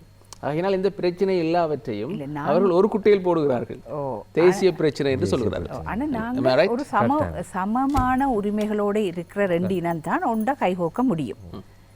ரெண்டு பேரும் ஒரு சமமான உரிமையோடு இருக்கிற நண்பர்களாக இருந்தாலும் கூட சம இதில் இருந்தால் தான் அந்த நட்பு சரியாக இருக்கும். அதை போல தான் இந்த ரெண்டு இனமும் கூட சமமான ஒரு உரிமைகளோடு இருந்தால் தான் நான் அந்த ஒரு கெத்தோண்டி இருக்கும். ரெண்டு இனமும் சேர்ந்தா உண்டாத்து இருக்கும், நாங்கள் இலங்கையர்ன்னு சொல்ல முடியும். அப்படி இல்லாட்டி நீங்கள் ஒரு இனம் ஒரு ஆக்களை குட்டா குனிஞ்சு கொண்டிருக்கவும் குனிய குட்டி கொண்டிருக்கவும் அப்படி ஒரு இனம் இருக்க மற்ற இனம் மட்டும் சந்தோஷமாக இருந்த முடியுமா? பொருளாதாரத்திலையும் சரி எதுலேயும் சரி ரெண்டு இனமும் உண்டாகிறதுக்கு முதல்ல பிரச்சனையை சீக்கணும். இந்த ஊறிப்போன அந்த புரியோடிப்போன பிரச்சனை இது. அந்த பிரச்சனைக்கு நாங்கள் பூசி மொழிகி ஒன்றும் செய்ய முடியாது. உண்மையாகவே அந்த பிரச்சனையை அந்த ஆப்ரேஷனை செய்து முடிச்சுட்டு தான் இப்போ யுத்தத்தால் முடிச்சு என்ன நடந்தது, ஒன்றும் நடக்கல. இன்னும் பிரிவு கூடினதை தவிர ஒன்றும் நடக்கல. அதை மாதிரி பழைய ஆக்களால் தான் இந்த பிரச்சனை கூடினது. இப்போ புதுசாக வர்ற ஆக்களால் சில நேரம் இந்த நல்ல நோக்கங்களோடு செய்யலாம். நாங்கள் இல்லை சமமாக பிரிக்கலாம், சமமாக இதில் பிரித்து கொள்வோம் என்ற ஒற்றுமை. இப்போ எனக்கு ஆஃபீஸில் நாங்கள் சும்மா கதைக்கல சொல்கிறேன்டா, பக்கத்தில் இருக்கிறாங்க நாங்கள் இந்த பிரச்சனையை நாங்களே கதைச்சி தீர்த்துடுவோம். இவங்களே இந்த பார்லிமெண்ட்டில் கூட நல்லா கதைக்கிறாங்க சும்மா, நாங்கள் கதைக்கிறது இதை நாங்களே கதைச்சி தீர்க்கக்கூடிய பிரச்சனை. அதை இழுத்துக்கொண்டு போய் அரசியல் ஆக்கி அதை பார்லிமெண்ட்டுக்கு எப்படி வாரதண்டதுக்கு திட்டத்தை போட்டு ரெண்டு பேரையும் கொழுவை வச்சு பார்த்து ரசிக்கிற கூட்டமாக தான் அதை இருக்கினோம். அது ஜனநாயகத்துடைய கோளாறு. இப்போ ஜனநாயகம் என்றதே அந்த ஒரு குறிப்பிட்ட கூட்டம் ஆள்றது தானே செய்ய அந்த ஆனப்படியே நாங்கள் இந்த பிரச்சனையை தீர்ப்பாங்க, இந்த அரசாங்கம் தீர்க்கும் என்று 100% நம்புகிறோம். ஆனால் 76 வருஷ ஏமாற்றத்தில் நாங்கள் அந்த ஏதாவது நம்பிக்கையை கொண்டு வர வீணம்னு பார்க்குறோம். இந்த பாராளுமன்றம் ஒன்று பெற உடனே 3-2 அதுக்கு ஏதாவது ஒரு மந்திரத்தை சொல்லி இந்த ஓட்டுகளை எடுக்கிற வழியை பார்க்கணும். என்ன உண்மையில் இது ஒரு ஒரு ஒரு முக்கியமான புள்ளி. அதாவது அஸ்திரம் நிகழ்ச்சியில் நாங்கள் ஜனாதிபதி தேர்தல் களத்திலே பல உரையாடல்களை செய்திருந்தோம். அப்பொழுது நான் நிகழ்ச்சியின் ஆரம்பத்தில் கூறிய வாசகத்தை மீண்டும் ஞாபகப்படுத்துகிறேன். யார் அதை பேசினாலும் சில விடயங்கள் பேசுபொருளாக இருக்கின்றன. ஆகவே இன்று இன்டலெக்சுவல்ஸ் புத்திஜீவிகள், சிவில் செயற்பாட்டாளர்கள் நீண்ட காலமாக அவர்களுக்கு ஒரு ஜனநாயக ரீதியான ஒரு பிளாட்ஃபார்ம், ஒரு தளம் இல்லாமல் இருந்தது. தற்பொழுது எல்லோரும் வெளிப்படையாக கருத்துக்களை பேச முற்படுகிறார்கள். ஆனால் இனி ஒரு சித்தாந்தங்களின் யுத்தம் இடம்பெறுவதற்கான ஒரு கதவு திறக்கப்பட்டிருக்கிறது. அதனை எவ்வாறு ஆரோக்கியமான புள்ளியை நோக்கி நகர்த்துவது, தீர்வுகளை நோக்கி நகர்த்துவது, அதுதான் நமது நாட்டுக்கு தேவையான, அதுதான் தேசிய பொறிமுறை என்று அதைத்தான் நாங்கள் எல்லோரும் விரும்புகிறோம்.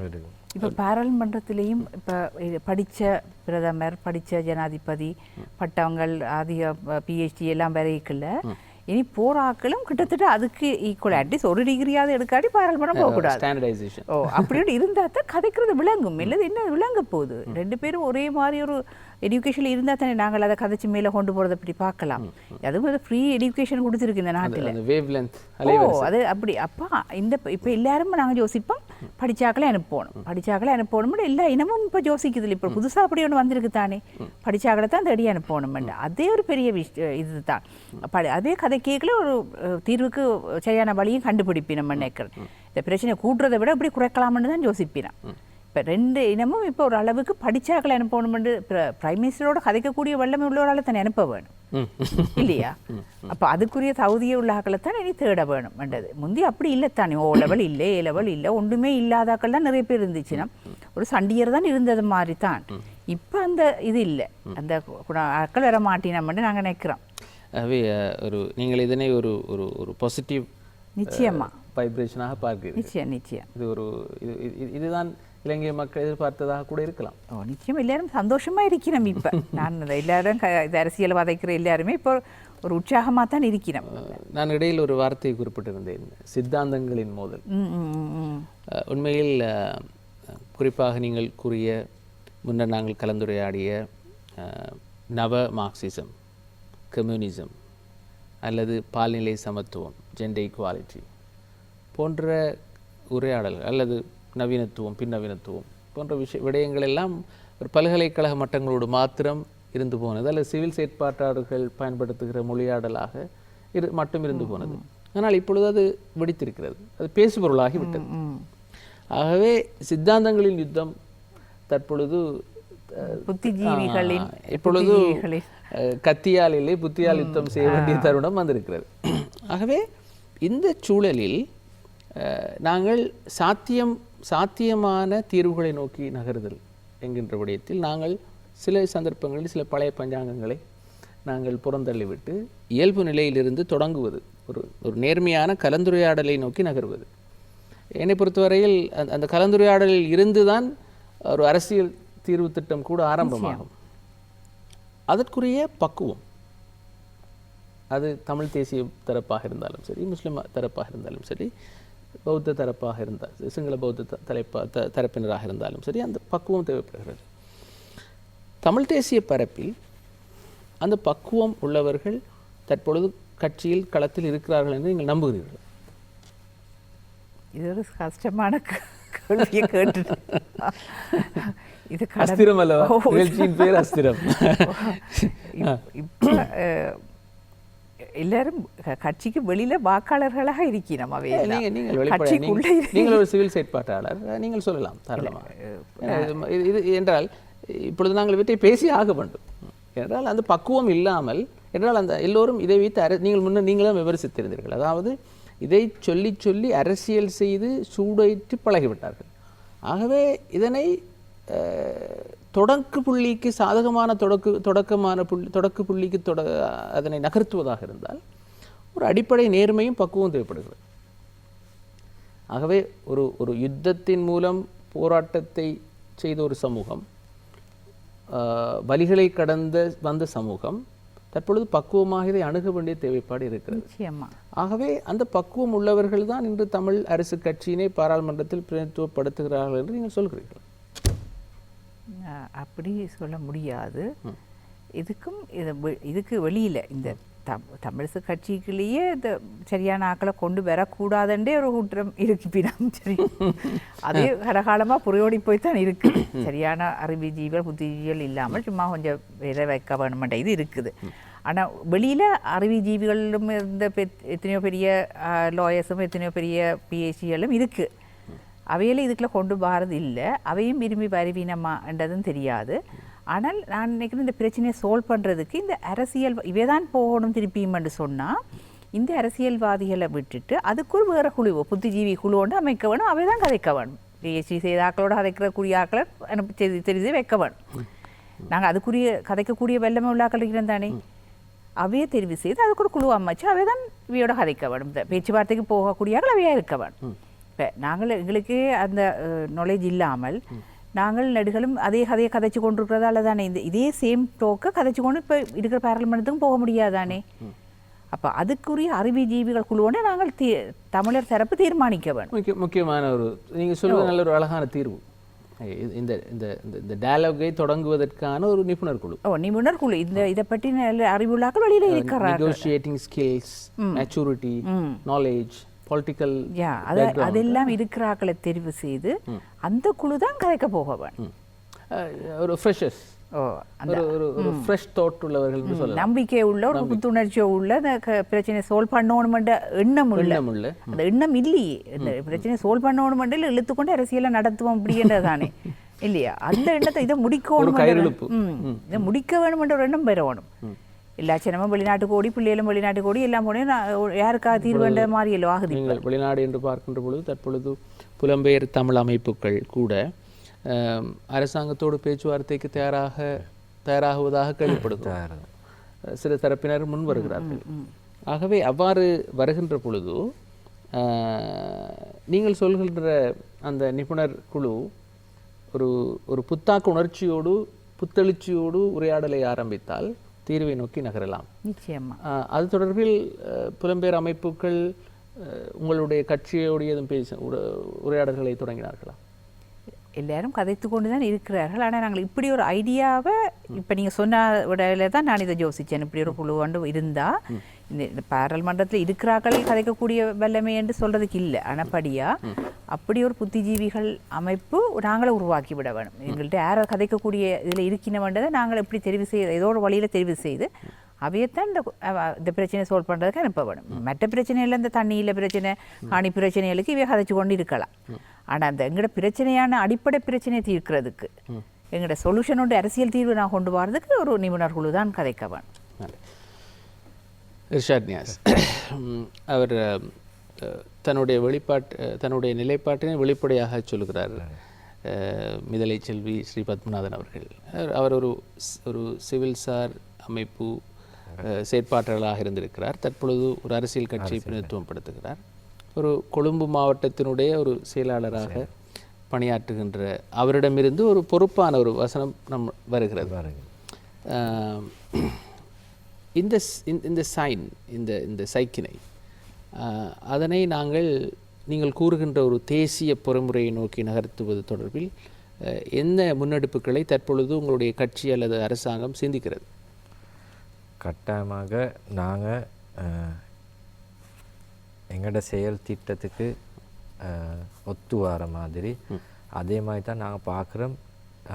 எங்களோட பேச்சுவார்த்தை செய்கிறவங்க எல்லாரும் இதுக்கு முந்தைய அவங்களோட பொலிட்டிக்கல் பேக்ரவுண்ட் எப்படி இப்போ நாங்கள் நினைக்கிறோம் படித்தவர்கள் என்றால் நாங்கள் படித்தவர்கள் இருந்து பார்த்தா இருந்த எங்களோட ஜனாதிபதி அவரும் நல்லா படிச்சிருக்கிறார். ஜிஎல்பிரிஸ் எடுத்தா அவரும் நல்லா படிச்சுக்கிறார். உதயகம்மம்பியில் அவரும் நல்லா படிச்சுக்கிறாங்க. நாங்கள் பார்த்தா அவங்க வெளிநாட்டில் ஒவ்வொரு கேம்பஸில் அவங்க தான் ரேங்க் ஃபர்ஸ்ட். அப்போ நாங்கள் நினைக்கிறோம் படிப்பு மட்டும் இல்லை, அவங்களோட குவாலிட்டியை நாங்கள் பார்க்கணும் கட்டாயமாக. மற்றது தான் பின்னணி. எல்லாரும் நினச்சி கொள்ளணும் தான் ஒரு அரசியல் செய்கிறது ஒரு மாற்றம் உண்டு, சமுதாய மாற்றம் உண்டு. இப்பாவிக்குது இவங்களுக்கு ஒரு மென்டாலிட்டி கொடுக்குறாங்க. அவங்களோட பார்ட்டியில் வரப்போ போகல நாங்கள் பாராளுமன்றத்துக்கு போகிறதுக்கு, மாநகர சபைக்கு போகிறதுக்கு, அது அவங்களோட தனிப்பட்ட கனவு ஆகிக்குது. இப்போ நாங்கள் எதிர்கட்சி பார்த்தாலும் பிரிவினை, எதிர்கட்சி தலைவருக்கும் ஜனாதிபதி ஆகணும், செயலாளருக்கும் ஜனாதிபதி ஆகணும், வந்த பார்ட்டியில் இருக்கிற 3 பேருக்கும் ஜனாதிபதி ஆகணும். அப்போ நாங்கள் நினைக்கிறோம் ஃபஸ்ட்டுக்கு இது தன்னுடைய அரசியல் கட்சி உள்ளுக்கு அந்த நோக்கத்தை கொண்டாடணும். மற்றது எங்களுக்கு தெரியும், எங்களை பற்றி போய் நாங்கள் பிரெயின் வாஷ் பண்ணுறது.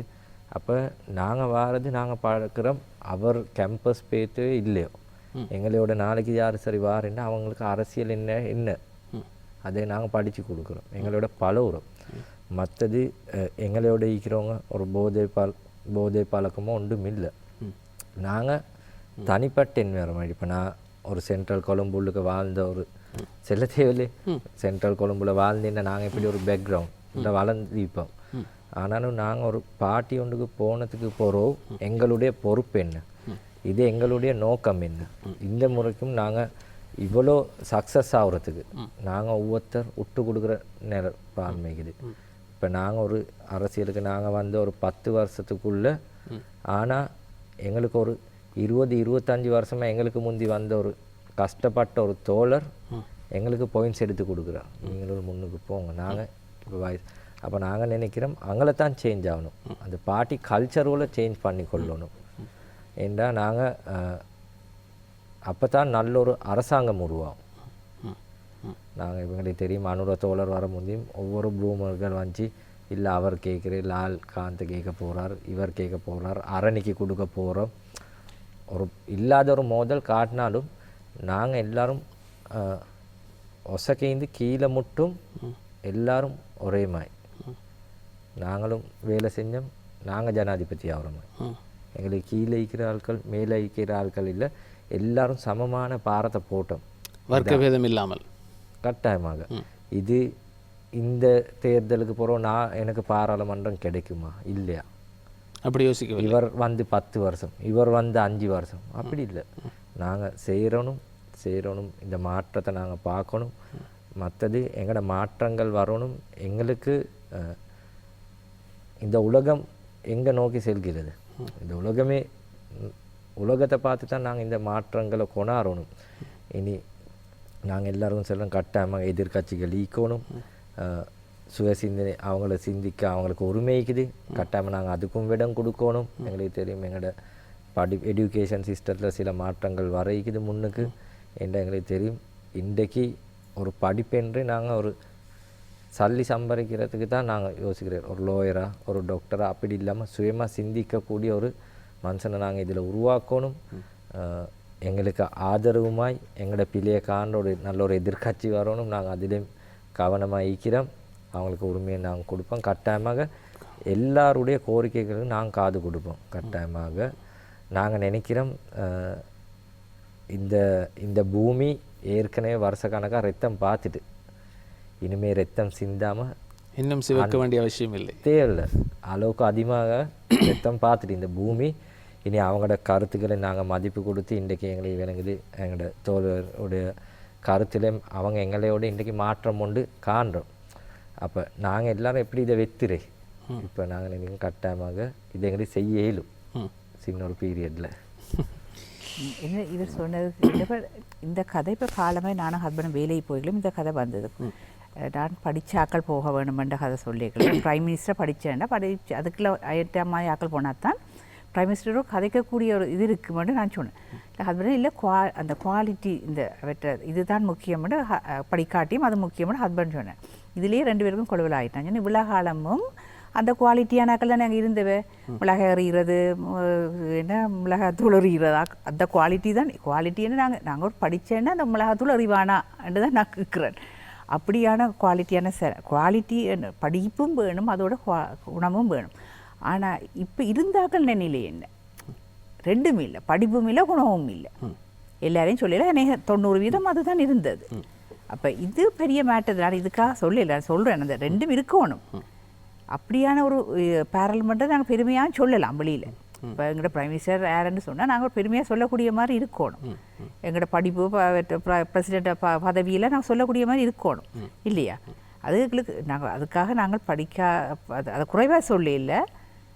அப்படியான ஒரு பாராளுமன்றத்தை நாங்கள் உருவாக்கினா எங்களோட எல்லா பிரச்சனையும் ஓரளவு சொல்யூஷன் கிடைக்கும் மட்டும் நான் நம்புகிறேன். எல்லா இதுலேயும் தகுதி ஒன்று படிப்புன்றதை வச்சு நான் சொல்லல, அந்த குவாலிட்டியும் அதோட இணைஞ்சதான ஒரு கற்றாரே காமுறுவர்.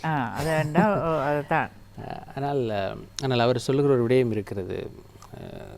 உண்மையில் தென்னிந்திய அரசியலில் கோலோச்சிய காமராஜர், முன்னாள் முதலமைச்சர், அவர் ஒரு பெரிதாக படித்தவராக இல்லாவிட்டாலும் அவரிடம் நல்ல குணங்கள் இருந்தன. அவரிடம் ஒரு அடிப்படை நேர்மை இருந்தது. மகாத்மா காந்தி குவாலிட்டியும் இருந்தது. ஆகையினால் இப்பொழுதுள்ள விடயம், தேசிய மக்கள் சக்தி துறைசார் விற்பனர்களுக்கு களம் வழங்க ஆரம்பித்திருக்கிறார்கள். நாங்கள் அதை அப்படி சொல்லலாம். நிச்சயமா படித்தவர்கள் படியாதவர்கள் என்று பிரிப்பதை விட ஒவ்வொரு துறையிலும் யார் யாருக்கு என்ன அனுபவமும் திறமையும் இருக்கிறது. உதாரணமாக தற்பொழுது நான் நிகழ்ச்சியில் முஸ்லிம் காங்கிரஸுடைய செயலாளர் நாயகம் நிசாம் காரியப்பர், அவர் ஒரு ஜனாதிபதி சட்டத்தரணி. அவர் எடுத்த எடுப்பில் மேல் மாகாண ஆளுநர் ஹனீஃப் யூசுப் ஒரு வர்த்தகர், எந்த அடிப்படையில், எந்த தகைமையின் அடிப்படையில் அவரை நீங்கள் ஆளுநராக நியமித்திருக்கிறீர்கள் என்று கேட்கிற பொழுது அவர் ஒரு முன்னணி ஒரு மிகவும் வினைத்திறன் வாய்ந்த வெற்றிகரமான ஒரு நிறுவனத்தை கட்டி எழுப்பியிருக்கிறார். அதன் மூலமாகவே அவருடைய தகமையை அவர் நிரூபித்திருக்கிறார். ஆகையினால் அவரிடம் என்ன குவாலிஃபிகேஷன் என்று கேட்பதை விட அவர் நிரூபித்திருக்கிறார். அந்த துறையில் அவர் ஒரு நிபுணர் என்பது. ஆகவே அது ஒரு மிகச்சிறந்த உதாரணம். உங்களுடைய அந்த கன்ஃபியூஷனுக்கு, உங்களுடைய கணவருக்கும் இடையில் விவாதத்திற்கு நான் அதைத்தான் உதாரணமாக சொல்லலாம். அவர் இன்றைக்கு இலங்கையில் இருக்கின்ற பிரச்சனை பொருளாதார நெருக்கடி. இது தற்பொழுது ஒவ்வொரு வீட்டிலும் நாங்கள் எதிர்கொள்ளப் போகின்ற ஒரு பிரச்சனை, எதிர்கொண்டு இருக்கின்ற பிரச்சனை. ஆகவே அதில் அவர் ஒரு வெற்றிகரமாக நிறுவனத்தை கட்டி எழுப்பி சாதித்து காட்டியிருக்கிறார். அவர் இப்பொழுது ஒரு ஆளுநராக நியமிக்கப்படுகின்ற பொழுது அதனை தகமை என்கின்ற விடயத்தை சுட்டிக்காட்டி, கல்வித்தகமை என்கின்ற விடயத்தை சுட்டிக்காட்டி விமர்சிக்கின்ற பொழுது நாங்கள் இந்த செகுலர் எடியூகேஷனுடைய நோக்கத்தை புரிந்து கொள்ளவில்லை. இது ஒரு மிக நேர்மையான விமர்சனம். அது நிறைய பேர் ஒரு செகுலர் எடியூகேஷனல் சிஸ்டத்தினுடைய விமர்சனமாக அதை சொல்லுவார்கள் சிறந்த ஆய்வாளர்கள். ஒரு சக்சஸான ஒரு வியாபாரி அவர் பிஹெச்டி முடித்திருக்க வேண்டிய அவசியம் இல்லை. ஒரு மிகவும் வெற்றிகரமான ஒரு விவசாயி அவர் ஒரு குண்டசாலைக்கு சென்று பாடம் கற்றிருக்க வேண்டிய அவசியம் இல்லை. யாழ்ப்பாணத்தில் அவர் நிரூபித்திருப்பார். இப்போ யாழ்ப்பாண ஆளுநர் ஒரு SLAS இல்லையா? SLAS சிவில் நிர்வாகம். ஒவ்வொரு இதுக்கு அது ஏற்றமாய் அமைஞ்சிருக்கு. அதில் அதாவது காமராஜருடைய உதாரணத்தை நான் சொல்வதற்கு காரணம், அவர் அப்பொழுது சொல்வார், தமிழ் மொழி மூலம் கல்வி கற்ற எந்த ஒரு பொறியியலாளன் கட்டிய பாலம் உடைந்திருக்கிறது என்று அவருடைய மிக பிரபலியமான ஒரு கேள்வி, ஒரு அரசு அதிகாரியை பார்த்து கேட்ட கேள்வி அந்த காலத்தில் மிகவும் பிரபலியமாக இருந்தது. ஆகவே இவ்வளவு காலமும் அரசியலுக்கென்று ஒரு மொழியை அந்த ஜனநாயக தேர்தல் வியூகத்திற்கான மொழியாகவே பயன்படுத்தப்பட்டு வந்திருக்கிறது. ஆகவே அரசியல் என்பது தேர்தல்களுக்கான மொழி மாத்திரமல்ல, ஒரு தேசிய முறைமையை மாற்றுவதற்கான ஒரு மொழி என்பதை இந்த யுக மாற்றம் பல்வேறு விமர்சனங்களுக்கு அப்பால் நிரூபித்திருக்கிறது. ஒரு அரசியல் கலாச்சாரம், ஒரு அரசியல் கலாச்சாரத்தின் கதவுகள் அகலத் திறக்கப்பட்டிருக்கிறது. அந்த புள்ளியிலிருந்து நாங்கள் எங்களுடைய அடுத்த கட்ட நகர்வை நோக்கி நாங்கள் நகருவது புத்திசாலித்தனம். அதனால்தான் புத்தாக்கம், சிந்தனைகள் புத்தாக்கம் பெற வேண்டும், சித்தாந்தங்களின் யுத்தம் இடம்பெற்றாக வேண்டும், அதன் மூலம் தீர்வுகள் எட்டப்பட வேண்டும். ஆகவே அதற்கான ஆய்வரங்கும், உண்மையில் நாங்கள் இதனை ஒரு அரசியல் ஆய்வரங்கமாகவே இந்த அஸ்திரம் நிகழ்ச்சி தொடர்ச்சியாக இடம்பெற வேண்டும் என்று விரும்புகிறோம். அதனால்தான் எல்லா தரப்பிலிருந்தும் நாங்கள் தேவையான விடயங்களை, முறையான ஆளுமைகளை உள்வாங்கி எங்களுடைய அஸ்திரங்களை தொடுக்கிறோம். ஆகவே நிகழ்ச்சியை நிறைவு செய்கின்ற நேரம் வருகிறது. இறுதிச் சுற்றில் உங்கள் இருவரிடமும் முக்கியமான 2 வினாக்களோடு நிகழ்ச்சியை முடிவு கொண்டு வரலாம் என்று நினைக்கின்றேன். இப்பொழுது தோழர் ரிஷாட் நியாஸ் அவர்கள் குறிப்பிட்டது போல் தேசிய முறைமையை நோக்கி அனைத்து தரப்பினரும் வந்தாக வேண்டும். இதில் ரிஷாட் அவர்கள் உங்களை நான் ஒரு கேள்வி கேட்க வேண்டும். ஒரு இடதுசாரி சிந்தனை முகாம், வர்க்க பேதங்களுக்கு எதிரான, ஏற்றத்தாழ்வுகளுக்கு எதிராக குரல் கொடுக்கின்ற ஒரு முகாம், அந்த சிந்தனை பள்ளியிலிருந்து நீங்கள் எல்லோரும் வந்திருக்கிறீர்கள். ஆகவே இலங்கையில் ஒரு பௌத்த தேசியவாதம் நீண்ட காலமாக ஆதிக்கம் செலுத்தி வந்திருக்கிறது. கடந்த 2-3 ஜனாதிபதி தேர்தல்களில் அதை வெளிப்படையாக பேசுகின்ற ஒரு சூழலும் இங்கு வந்திருக்கின்றது. இந்த பௌத்த தேசியத்தினுடைய அதுதான் தமிழ் மக்களுடைய உணர்வலைகளுக்கு எதிராகவும் இருந்திருக்கிறது. இட்டிலே அது பின்னர் முஸ்லிம் மக்களுக்கு எதிராகவும் அது திரும்பியது. தேசிய மக்கள் சக்தி இந்த பௌத்த தேசியவாதத்தினுடைய அண்மையில் தமிழ்நாட்டைச் சேர்ந்த சீமான் அவர்கள் கூட, நாம் தமிழர் கட்சியினுடைய தலைவர் அவர்கள் கூட, இங்கு தோழர் அனுரகுமார் திசாநாயக்க அவர்கள் ஜனாதிபதியாக தெரிவு செய்யப்பட்டாலும், இடதுசாரி சிந்தனை முகாமை சார்ந்தவராக அவர் இருந்தாலும்,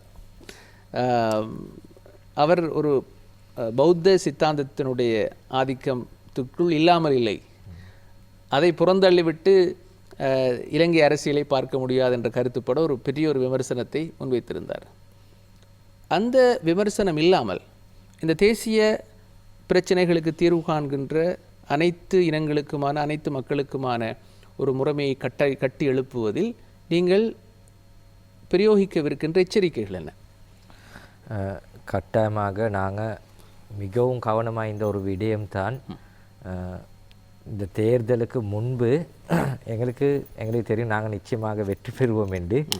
நாங்கள் மிகவும் அதில் கவனம் செலுத்தித்தான் நாங்கள் அதிகமாக சிங்கள ஓட் பேஸ் ஒன்றில் வந்தேன்டா ஒரு உலக அளவில் கெட்ட ஒரு மெசேஜ் ஒன்று போகும். ஏண்டா இது சிங்கள ஒரு அரசாங்கம் என்றது. அதுக்காக நாங்கள் எங்களோட வெயிட்டை கூட போட்டோம். வடக்கு கிழக்கில் நாங்கள் முன்பதை விட. ஆனால் அதில் இன்றைக்கு சக்ஸஸ் நாங்கள் உண்மையிலே நினைக்கிறோம். நாங்கள் அந்த ஓட்டை இன்றைக்கு நாங்கள் பார்த்தா அது கணிசமாகுது. அதுக்கு யாரும் எதிர்ப்பொண்டு இல்லை. ஏனென்றா எல்லாரும் நினைக்கிறாங்க இது முஸ்லீம், சிங்களம், தமிழ் எல்லாரும் சேர்ந்து தான் இந்த அரசாங்கத்தை உருவாக்கினது. அதே மாதிரி தான் இதுக்கு முந்தி எங்களுக்கு அரசாங்கம் எடுக்கிச்சு. நாங்கள் இந்த பௌத்த இனவாதத்தை நாங்கள் எடுத்தோம். ஆனால் நாங்கள் நம்பினே ஒன்று தான் இனவாதமோ பொய்யோ தொடர்ந்து செய்யலாம். ஒரு காலம் செய்யலாம், ஒரு குறிப்பிட்ட காலம்தான். அப்போ எங்களோட தலைமைத்துவத்துலேருந்து அவங்களோட அனுபவம், எங்களுக்கு தெரியும் எங்களோட அரணி அமர சூரியன் சொன்னது, நாங்கள் அரசியல் கற்றுக்கொண்டு அரசாங்கத்தை செய்வோம். கட்டாயமாக அவங்க கட்டுறதை வச்சு எங்களுக்கு கைட் பண்ணின ஒரே ஒரு விஷயம்தான் பயப்படுவானும் நாங்கள் சேர்ந்து நிற்போம்.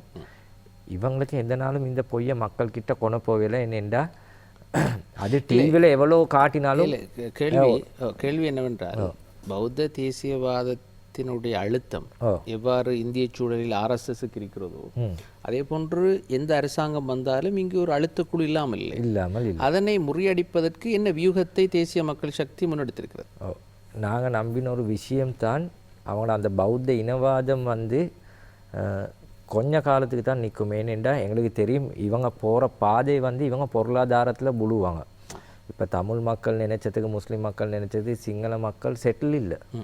சரியான பிரச்சனைகள் இருக்குது. எங்களுக்கு தெரியும் சில சிங்கள பிரதேசத்தில் குடிக்கிறதுக்கு நீர் இல்லை. 20-25 கிலோமீட்டர் பேர்த்து எடுத்துக்கொண்டு வராங்க. அப்போ நாங்கள் இந்த அரசியலை பார்க்குற முழு ஸ்ரீலங்கா, நாங்கள் ஒரு பிரதேசத்தை பார்க்கல. அப்போ எங்களுக்கு நல்லாவே விளங்கின விஷயம்தான் இந்த இனவாதம் இவங்களுக்கு கொணப்போ விளையனேண்டா சிங்கள மக்களும் தமிழ் மக்களும் முஸ்லீம் மக்களும் சமமாக ஏரியாவை கொண்டு போகிறாங்க நாளுக்கு நாள். அப்போ நாங்கள் ஐசுட்டி தான் எங்களுக்கு எவ்வளோ நஷ்டமாக இருந்தாலும் நாங்கள் அந்த இனவாதத்தை எங்களோட அரசியலுக்கு நாங்கள் எடுக்கல, நாங்கள் முன்னுக்கும் எடுக்க மாட்டோம். ஆனால் விமர்சிக்கார்கள் ஒவ்வொரு விடயங்கள் செல்லுவாங்க. ஆனால் நாங்கள் நினைக்கிறோம் காலம் பதில் செல்லும் எங்களோட செயலால் கட்டாயமாக.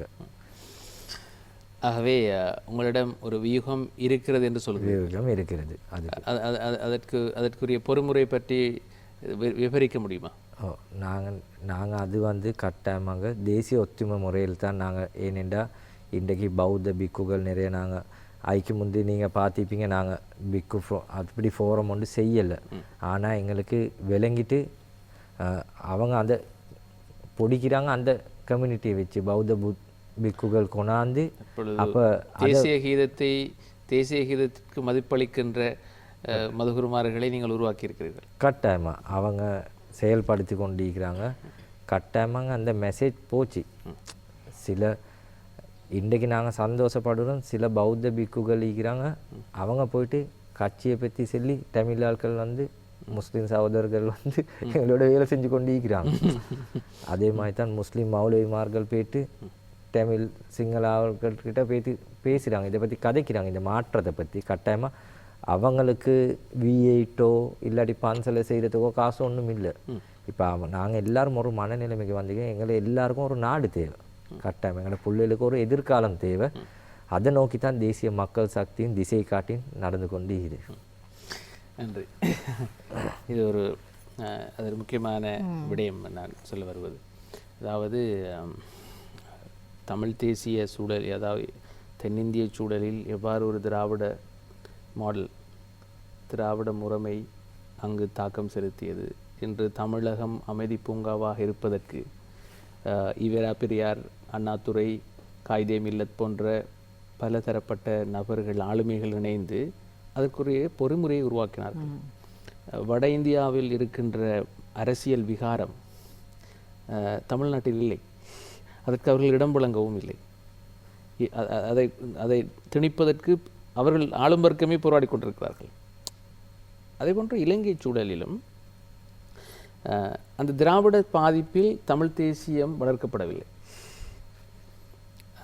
அவ்வாறு இருந்திருந்தால் சிறுபான்மை இனங்களுக்கு இடையில் முரண்பாடுகள் தோற்றம் பெற்றிருக்காது. திராவிட மாடல் என்கின்ற விவகாரம் ஒரு ஒடுக்கப்பட்ட மக்களுக்கான ஒரு குரல் என்று இருந்தால் எல்லோரும் ஒடுக்கப்பட்ட மக்கள் அனைவரும் ஒன்றிணைந்திருப்பார்கள். அது இன்றைக்கு தேசிய மக்கள் சக்தி உருவாக்கி இருக்கிற இந்த தேசிய பொறுமுறைக்கு அந்த நீரோட்டத்திற்குள் போய் இணைவது மிகவும் சுலபமாக இருந்திருக்கு. ஆகவே இந்த எவ்வாறு ஒரு தொடர் அவர்கள் குறிப்பிட்டது போல் பௌத்த தேசியவாதத்தினுடைய அழுத்தத்திற்கு நாங்கள் அடிபணியவில்லை என்று அவர்கள் சொல்கிறார்கள்.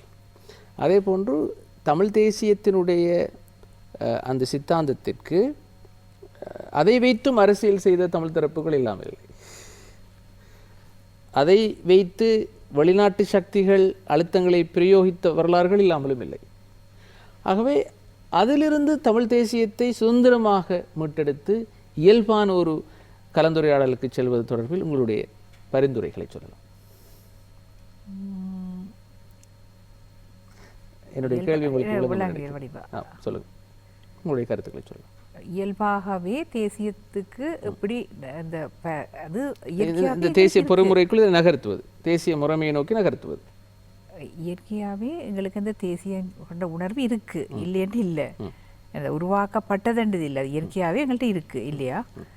இப்போ அது நீங்கள் சொல்வது இலங்கை என்கின்ற உணர்வு. இல்லைங்க, இப்போ நாங்கள் வெளியில் அங்கே எல்லாத்தையும் நாங்கள் யோசிக்கல, இல்லை எங்களுக்கு இருக்கு என்றபடியாத்தான் இந்த இவ்வளவு பெரிய போராட்டம் வந்தது. இல்லாட்டி வர முடியாது தானே.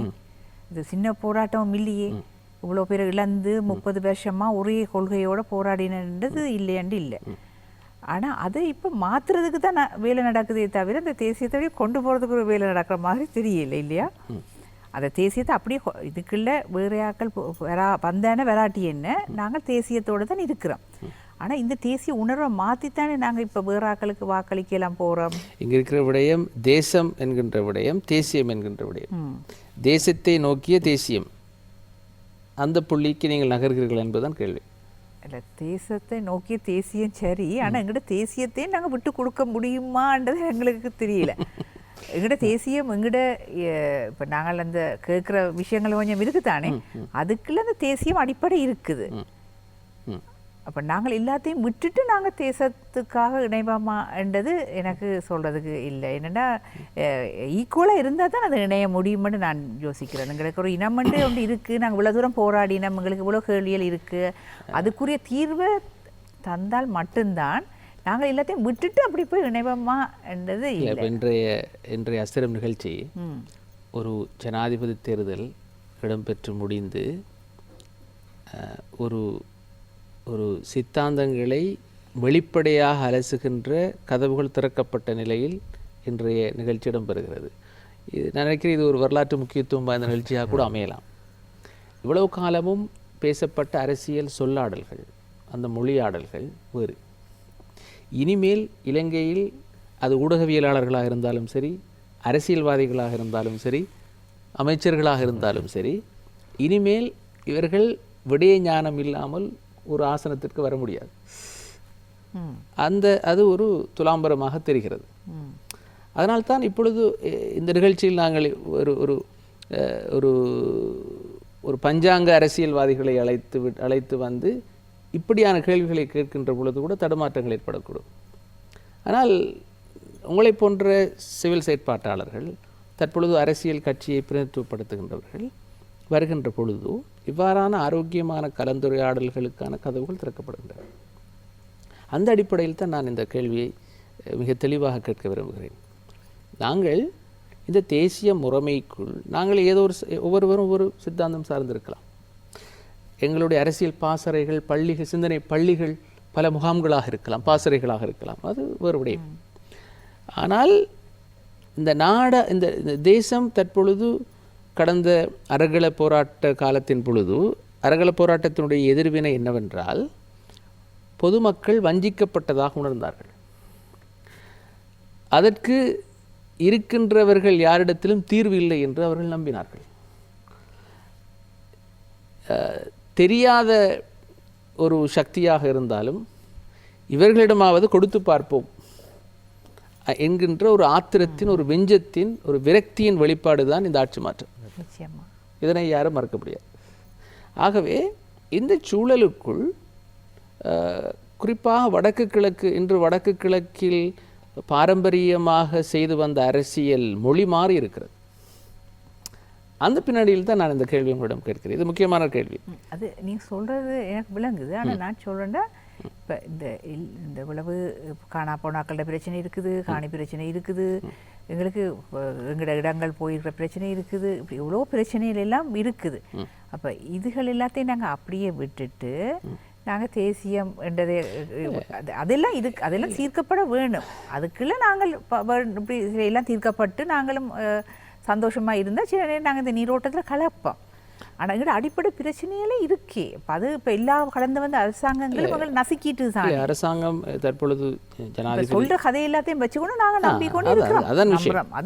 ஜனாதிபதியினுடைய அறிக்கை எல்லாத்தையும் வச்சுதான் நாங்கள் இப்போ சந்தோஷமா இருக்கிறோம். இந்த சந்தோஷம் எவ்வளவு காலம் பண்ணுறது எங்களுக்கு தெரியல. சந்தோஷத்தின் ஆயுட்காலம். அது உண்மைதான். இது ஏதோ கொஞ்சம் ஹனிமூன் போறோம். இப்போ இனி அப்புறம் நடக்கிறத பார்ப்போம்.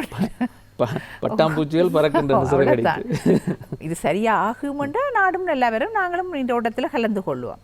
இல்லது நாங்கள் எங்களோட அடிப்படை பிரச்சனைகள் தீர்க்கப்படுமென்னு நம்புகிறோம். அதுதான் நீங்கள் ஆரம்பத்தில் குறிப்பிட்ட, நான் நினைக்கிறேன் இந்த கேள்விக்கு நீங்கள் ஏற்கனவே பதில் கூறிவிட்டீர்கள் என்று நான் நினைக்கிறேன். அதாவது நீங்கள் ஒரு நிபுணர் குழு தொடர்பில் பேசினீர்கள். உண்மையில் the best negotiators, the fresh thinkers, அந்த வர்க்கத்தினரால் தான் இந்த உரையாடலில் நேர்மையாக கலந்துரையாட முடியும். அப்படின்னா நான் இந்த 2009க்கு பிறகு பிறந்தாக்களை கூப்பிட்டீங்கண்டா அதை நான் சொல்ல முடியாது. இல்லை, அதுக்கு முதல் இருந்தாங்களுக்கு எங்களுக்கு இருக்கிற காயங்கள் இருக்குத்தானே இருக்கு, அதோட விளைவுகளும் இருக்குது. 2009க்கு பிறகு பிறந்தாங்களே நான் அந்த தெரியாது. தற்பொழுது வெளிப்படையாகவே பல அரசியல்வாதிகள், பல உயர் பதவிகளை வகித்தவர்கள் தாங்கள் அரசியலிருந்து ஓய்வு பெறுவதாக பகிரங்கமாக அறிவித்துள்ளார்கள். இந்த ஆட்சி மாற்றம் இடம்பெறவில்லை என்றால் அவர்கள் அப்படி சொல்லப் போவதும் இல்லை. இந்த ஆட்சி மாற்றம் ஒரு சிந்தனை முறைமையினை மாற்றி இருக்கிறது என்று அவர்கள் நம்புகிறார்கள். இது அவர்களுடைய நம்பிக்கை, பழைய அரசியல்வாதிகளுடைய புதிய நம்பிக்கை. புதிய நம்பிக்கை. ஆனால் அதுக்குள்ளே மிக காரணம் இருக்கும். இதோட ஈடுபட இயலாத ஈடு கொடுக்க வேண்டிய தேவைப்பாடு. எல்லோராலும் இதற்கு ஈடு கொடுக்க முடியாது. அதனால்தான் அவர்கள் பகிரங்கமாக, ஆனால் அதையும் தாண்டி இல்லை, இவர்கள் புதியவர்கள், நாங்கள் களத்தில் நின்று இன்னும் பல விடயங்களை இவர்களுக்கும் சொல்லிக் கொடுக்க வேண்டிய தேவைப்பாடு இருக்கிறது என்று நம்புகிற அரசியல்வாதிகளும் இல்லாமல் இருக்கிறார்கள் என்றால் அவர்களுடைய அரசியல் அனுபவம் அந்த அவர்களை கூட நாங்கள் புறந்தள்ள முடியாது. என்றால் அவர்கள் நீண்ட கால அரசியல் அனுபவத்தை மிக தெளிவாக விளங்கிய மூத்த அரசியல்வாதிகள் ஏன் இளம் தலைமுறை தாங்கள் சொல்வதை விளங்கவில்லை என்கின்ற விமர்சனம் அவர்களுக்கு இல்லாமல் இல்லை. அப்படி பிள்ளையா சொல்லி கொடுக்காம போனா சரி. ஆகவே சரியாக சிந்திக்கின்ற அரசியல்வாதி இல்லாமலும் இல்லை. நாங்கள் எல்லோரையும் ஒரே கூடையில் போட்டு விட முடியாது. ஆகையினால் நான் யோசிக்கிறது எந்த அரசியல்வாதியும் எந்த இதுவும் தானாகவே பெற வேணும். அது யாராவது ஊற்று நாங்களாவே பல்வேறு இதெல்லாம் கேட்டு படித்து தெரிஞ்சு தெளிவாக வந்தால் தான் அது உண்டு. அப்படி இல்லாமல் இப்போ ஒரு ஆக்டராக வராண்டாலும் சரி ஒரு இதுக்கு வர இவ்வளோ கஷ்டப்பட்டு தான் அதுக்கு வரையில சும்மா இவ்வளோ திறமை இல்லாமல் வரையில. அதை மாதிரி அரசியல் என்றதும் அந்த உணர்வு கொண்டு வந்து நாங்களாக தேடினா தான். சிலர்களுக்கு இதே பிடிக்காது. சில அரசியலே கதைக்கிற விருப்பம் இல்லாதாக்கள் இருக்கணும். யாராண்டாலும் பரவாயில்ல நாங்களே சாப்பிட்டு குடிச்சிருந்தா சரியண்டாக்கள் இருக்கணும். எங்களுக்கு ஒரு உரிமை தேவை இல்லையாக்கள் இருக்கணும். ஏதோ உரிமையோட இருக்கிற மாதிரி நச்சு கொண்டு இருக்கிறாக்களும் இருக்கணும். அப்படி இல்லை. அப்போ அதுக்கு உணர்வு கொண்டு இருக்க வேணும். அந்த உணர்வு இல்லாட்டி இந்த இதுவும் சாத்தியப்படும் பண்ணி இல்லை. அது எல்லாத்திலும் போராட்ட குணம் இல்லாதவர்களால் கேள்வி கேட்க நடக்குது இப்படி செய்ய நடக்குதுன்னா கேட்காம இருக்கிறார்கள். சுதந்திரத்தை பற்றி சிந்திக்க முடியாது. அது இயற்கையான அது இயற்கையாக பழக்கப்பட்டு போராட்டத்தை நம்புகிறேன்.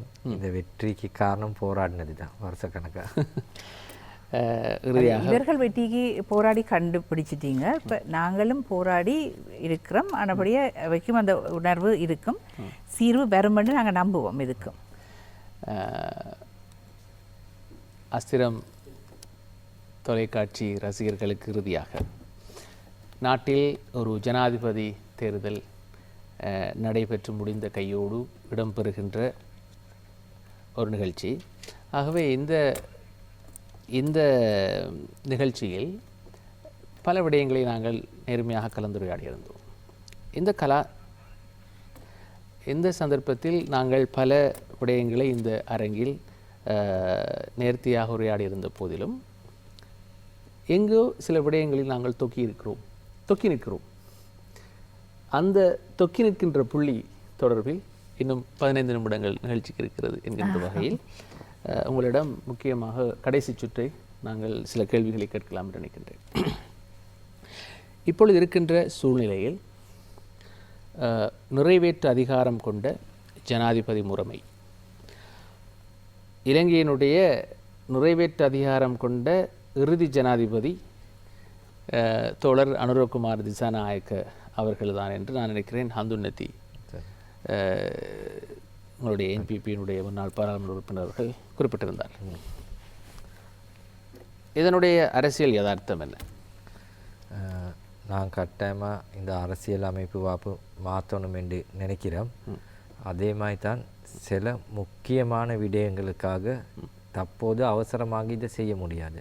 எங்களுக்கு தெரியும் இதுக்கு இன்னொரு எலெக்ஷன் ஒன்று எடுக்கணும், பாராளுமன்றத்தில் 3ல் 2 வரணும்.